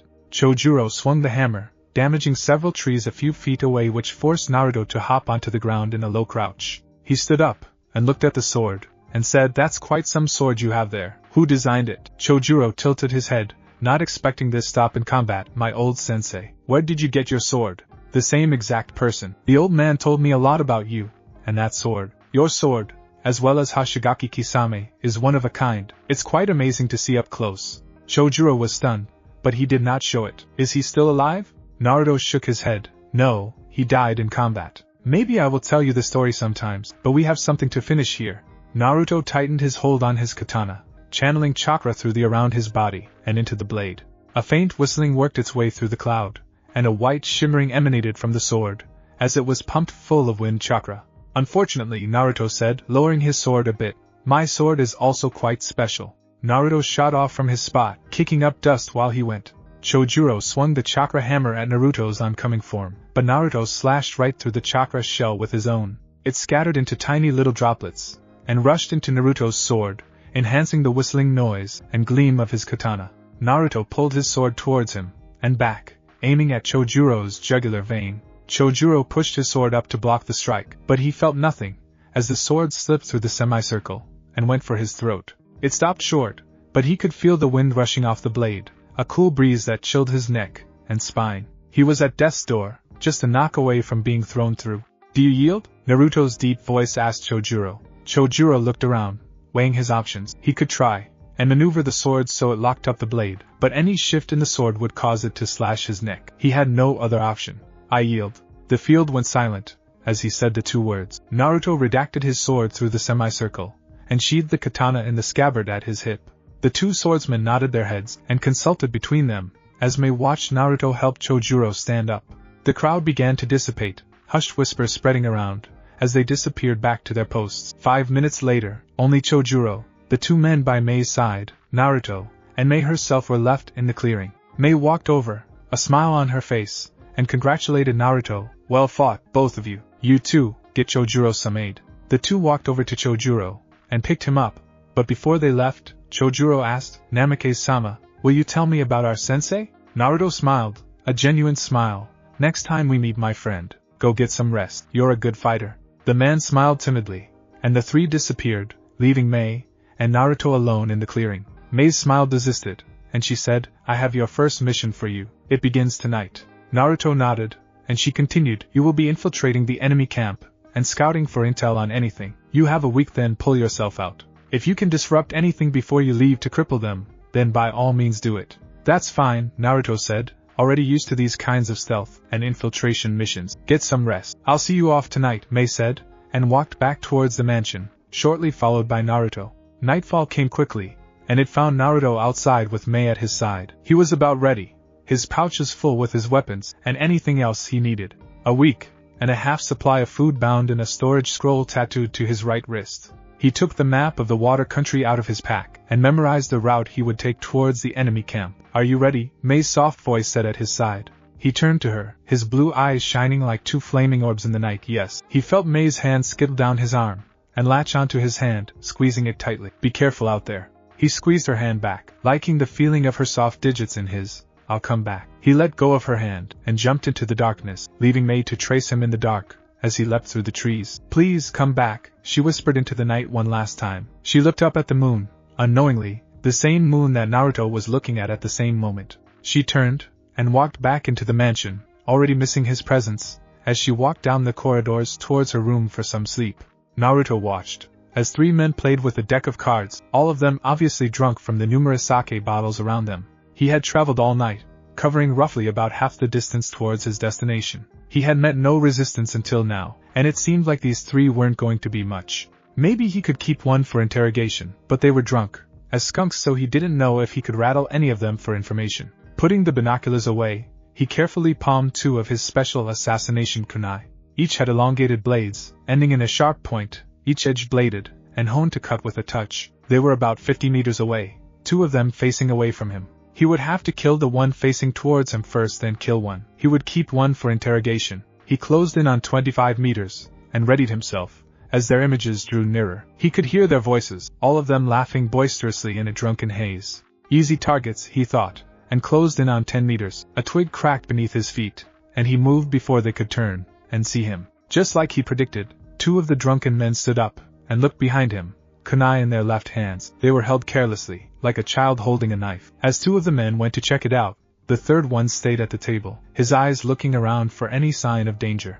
Naruto stalked out of the shadow behind him and wrapped his hand over the man's mouth and neck, preventing any sound from escaping. He snapped the man's neck with a crippling twist and dragged him back into the shadows. The other two split up in different directions, one to the east and one to the west. Naruto watched the one moving towards the east, and, as he passed by, Naruto hopped down into a crouch. The man turned around, only to feel cold steel slice into his stomach and dislodge a couple of his ribs. A silent scream escaped his mouth as he fell to the floor, lifeless. Naruto picked up the body and dragged it into the surrounding thicket. The man to the west felt a being behind him, and he turned around to find nothing but the shadows of the tree and forest. He stepped into a big pool of moonlight, and then he felt a pinprick at his neck, and then everything went black. Naruto hopped down from his perch and pulled the needle from the man's neck, recoating it with some paralysis poison, and stowed it away for later use. He picked up the man's paralyzed body in a fireman's carry and walked back towards the campground. A roaring fire sat off to the side, and Naruto dropped him next to the fire, not close enough to burn him, but close enough to keep him warm. Naruto surveyed the ground and saw the two tents at the edge of the clearing. The table still sat intact, and Naruto saw the radio on top of it. He carefully stalked over and picked it up when he heard Outpost 19 report. Kyuso, he thought, I need to answer. He did his best to mimic the voices of one of the men and said, all clear here, Outpost 19 out. His voice came out as raspy, and he hoped that the man would take it at face value. He got lucky, as the man acknowledged the information and moved on to another outpost. Now though, Naruto knew that there were at least 19 outposts, with how many more he did not know. He listened intently to the radio, pressing it to his ear as he listened. By the end, he learned that there were 24 outposts in all of them scattered around the main ground. Quickly he pulled out a scroll and jotted down the information and slipped it back into his back. He then changed gears and watched as two of his clones came out of the two tents, bundles of what seemed like food and packages in their hand. The food he would need in case he ran out. It was always good to have extras. One of them ran over, a scroll in his hand, and shouted, Boss, there's a patrol change coming in 2 hours. Kyuso, he said, and contemplated what to do. Putting his hand into another ram seal, another clone appeared next to him. With another hand seal, he had each of them into the three men. With a tiger seal, he changed their voices, and he inspected them, and he could barely feel the wave of chakra coming off of them. When he finished, he began to give them instructions. Okay, you're all to go into the camp under the hinges of the three men you are portraying. Gather any information you can, and if any of you are found out, all of you find a safe spot, and disperse. If not, gather any information you can for the week, and then disperse, as I leave. Understood? Now, do you have a map of the outposts? One of the clones handed him a scroll. Good. Now go get in your position. I'll be interrogating our prisoner. Naruto grabbed the man by the fire and walked into the forest. When the man woke, he noticed that he wasn't in the same clearing as before. His mind was foggy, and his eyes were cloudy as he looked around. He was tied to a tree stump, and a man sat in a metal chair across from him. He began to struggle against the bonds that held him, but could do nothing. The rope was too tight. His eyes were alight with fear as the man stood up and approached him. Naruto walked towards the man, long powerful strides that brought him to about 2 feet from the man. Naruto's menacing voice chills the man to the bones. Yell, and you die. Tell me what I want, and you live. You understand that? The man almost pissed himself in fear, and he could only nod, his voice unable to work. Good, we have an understanding, Naruto said. Now tell me your name, and those of your buddies please. Remember, you can still live if you tell me. The man gulped, as a sadistic smile stretched across Naruto's face, and he shakily answered, My name is Rai. The man with black hair was Chi, and the man with blonde hair was Lee. Okay then Rai, what's your job out here? I can't imagine that you sit here and drink the whole time. I suppose your superior wouldn't be happy about that now, would he? Naruto asked, leaning forward a bit. Another audible gulp, and he answered, we guard the border, and stop anybody trying to get in or out. Interestingly enough, Naruto said, now, who's your superior if you would be so kind? General Ichigo, the man answered. General Ichigo, if I'm not mistaken, there are 4 of them? Naruto asked, leaning just a tad closer. The man could feel Naruto's breath on his cheek. General Sao, General Wei, and General Tsu. Good, you're keeping up your side of the bargain. Now, a few more questions to go before I let you go. Are there any planned attacks set for any time in the future? Naruto asked the man. Yes, Yagura planned to attack 2 weeks from today. He is amassing his troops at the moment, and the man answered Naruto's question. Okay, last question. What do you know about Yagura? He's a recluse. We rarely see him unless he orders an attack. When he does, he always seems like he's in a daze rather. Almost like someone is controlling him, the man said. Naruto contemplated that, and nodded. Okay, you kept up your side of the bargain. Naruto pulled out a kunai, and one of his clones ran up to him. The patrol will be here in 30 minutes, he said, and ran back towards the camp. Naruto looked at the man, and shrugged. Oops, I guess I can't keep up with mine. Wait, what? We had a deal. His shouting was silenced, as Naruto stabbed him in the neck with the kunai, piercing his jugular with a perfect cut. I told you, you scream, you die. See you in the afterlife. A dollop of blood oozed from the gash, and it slowly turned into a red stream of crimson liquid. It seeps into the forest floor, staining the dead leaves with blood. Naruto's kunai retracted from his throat, and it gleamed in the firelight, as he cleaned the life-giving liquid on the man's smock. Lifting the man's limp body, Naruto weaved his way through the thicket of trees towards the gurgling of a stream. The white froth of the water bounced softly, as they traveled down the current, and out into the ocean. Naruto heaved the body into the water, the lifeless form of Rai floating ominously in the water. It dyed the water, and froth red, as the limp form made its silent way towards the ocean. The stream was his deathbed. Naruto looked at his clothes, and sighed, noticing the trace amounts of blood on them. Anybody experienced enough to see it could tell it wasn't his. Ripping his clothes off, he tossed those into the stream, and grabbed a spare set from the storage scroll in his coat. The morning sun peered over the horizon, as Naruto made his way back towards the camp. He had a little less than half an hour to figure out where to go, and get out. It wouldn't compromise the infiltration by killing the new arrivals. Naruto stepped out of the bushes, and into the small clearing that was made for the camp, and made his way over to the table. His clones rushed over, having a map of all the outposts already marked out. With a swipe of his arm, the sake bottles fell to the floor with a large crash, the glass rupturing and splintering into tiny pieces. Naruto quickly ripped the scroll out of the clone's hand, and unrolled it on the table. Naruto examined it carefully, compartmentalizing, and remembering the exact location of each in case he lost the map. When he finished, he looked into the sky, and noted that the sun had risen just a bit more, and he figured that he had less than 15 minutes before the new patrol came. Gamakichi, Naruto said out loud, and the toad correspondent of Jiraiya appeared to him. What's up? Gamakichi said, punctuating the sentence with a yawn. I need the name. Now, Naruto growled, and gripped the frog in his hands. I got it. Let go of Naruto. Naruto assented, and let the toad hop onto the table where it let out a test croak. Geez, you could be a little gentler, the toad grumbled. Gamakichi, okay, hold your horses. You're even more impatient than Jiraiya when he gets to peek at an onsen. I swear to Kami. Alright. Jiraiya's contact within Yagura's men is Shin Megami. Your sign is Simon. If he doesn't answer back with the countersign simply, then you flee on sight. He is too valuable an asset for you to kill. And with the way you do things, the toad trailed off, as Naruto shot at a look. What does he look like? Short, dirty blonde hair like your old one, brown eyes, scar above his left eyes, the toad explained. His location? Southeast side of the camp. Lives in a rather big mansion that he had inherited from his father. Anyways, he became one of Jiraiya's spies when Jiraiya saved his life back in the day. That's a story from another time though. Anything else you need? No, thank you Gamakichi. Send my regards to Jiraiya, will you? Naruto said, dismissing the toad who disappeared in a cloud of smoke. Naruto put the map in his coat, and said, alright, remember what I said. Find any information you can, and if you are found out, disappear. If you're okay for another week, then disappear. I will be there in a day. I will be walking among you. Good luck. Naruto hopped off with that towards the central area of Yagura's forces. Shin's eyes flickered open, as he heard the lock on his window click close. Reaching for the hidden kunai under his pillow, he scanned the darkness to find the figure, but he didn't have to look long. Simon, sign, simple countersign. Naruto stepped out of the shadows next to Shin, giving himself a full view. Shin studied him carefully before he whispered, You must be Namake's then? Naruto nodded his head, and Shin quickly got up and opened the door, checking the corridor before retracting his head. Come, I have a safe place where we can speak. It is not far from here, the abandoned church tower. Be there in 10 minutes, he said, as he retreated into the darkness of the room. Naruto left the same way he came in, and quickly hopped out onto the ground. Not many trees encompassed the area, so Naruto would have to make out on foot. The night was still new, the moon almost perpendicular to the horizon. Naruto fell to the ground with a small crunch, the grass beneath his feet failing, and giving way to his weight.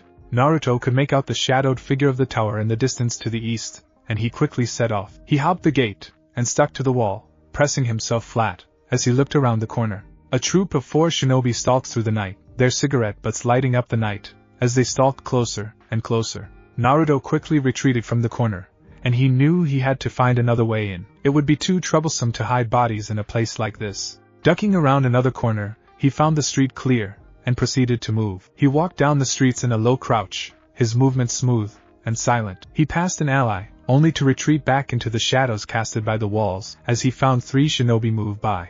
When the coast was clear, Naruto sprinted out of the alley, and into the moonlight, trailing in front of closed and rundown stores. They were boarded up, abandoned when the war started. Some had stayed, yet many fled the area towards the more terrestrial areas of Fire Country and Wind Country. The tower soon loomed over him, as he stepped around the corner. It was located in a rather rural area where homes still stood.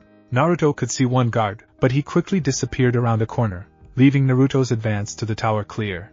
A few moments later, he was in, and noticed a figure in the middle of the room. He gestured for Naruto to follow, and Naruto quickly did, stalking the man through a set of doors and down another corridor into a large room. It was a study from what Naruto could see, books of religion cropping their walls. This place is one of the only things left standing from the 21st century. Naruto vaguely remembered something that Kyuubi had told him about, but couldn't recall anything. This city used to be boisterous and booming. We had the best seaport in the whole of the elemental nations, and we held a monopoly of sea trade. Years ago, Yagura had been a gentle Mizukage, virtually loving everybody. Everybody loved him, but as the years went by, people noticed the change in him. He wouldn't be seen for long stretches of time, and when he was seen, it was only the briefest of moments to talk to the people. A few months later, the blood purges began. I, being his advisor, tried to reason with him about it, but he snapped at me and told me that it wasn't any of his business. Yagura was the Mizukage, so I was forced to leave. From then on, the village was cut in 2 by this blood purge, and I hate to see this. The only reason I'm here is because I feel a loyalty to my father. Your father? Naruto asked curiously.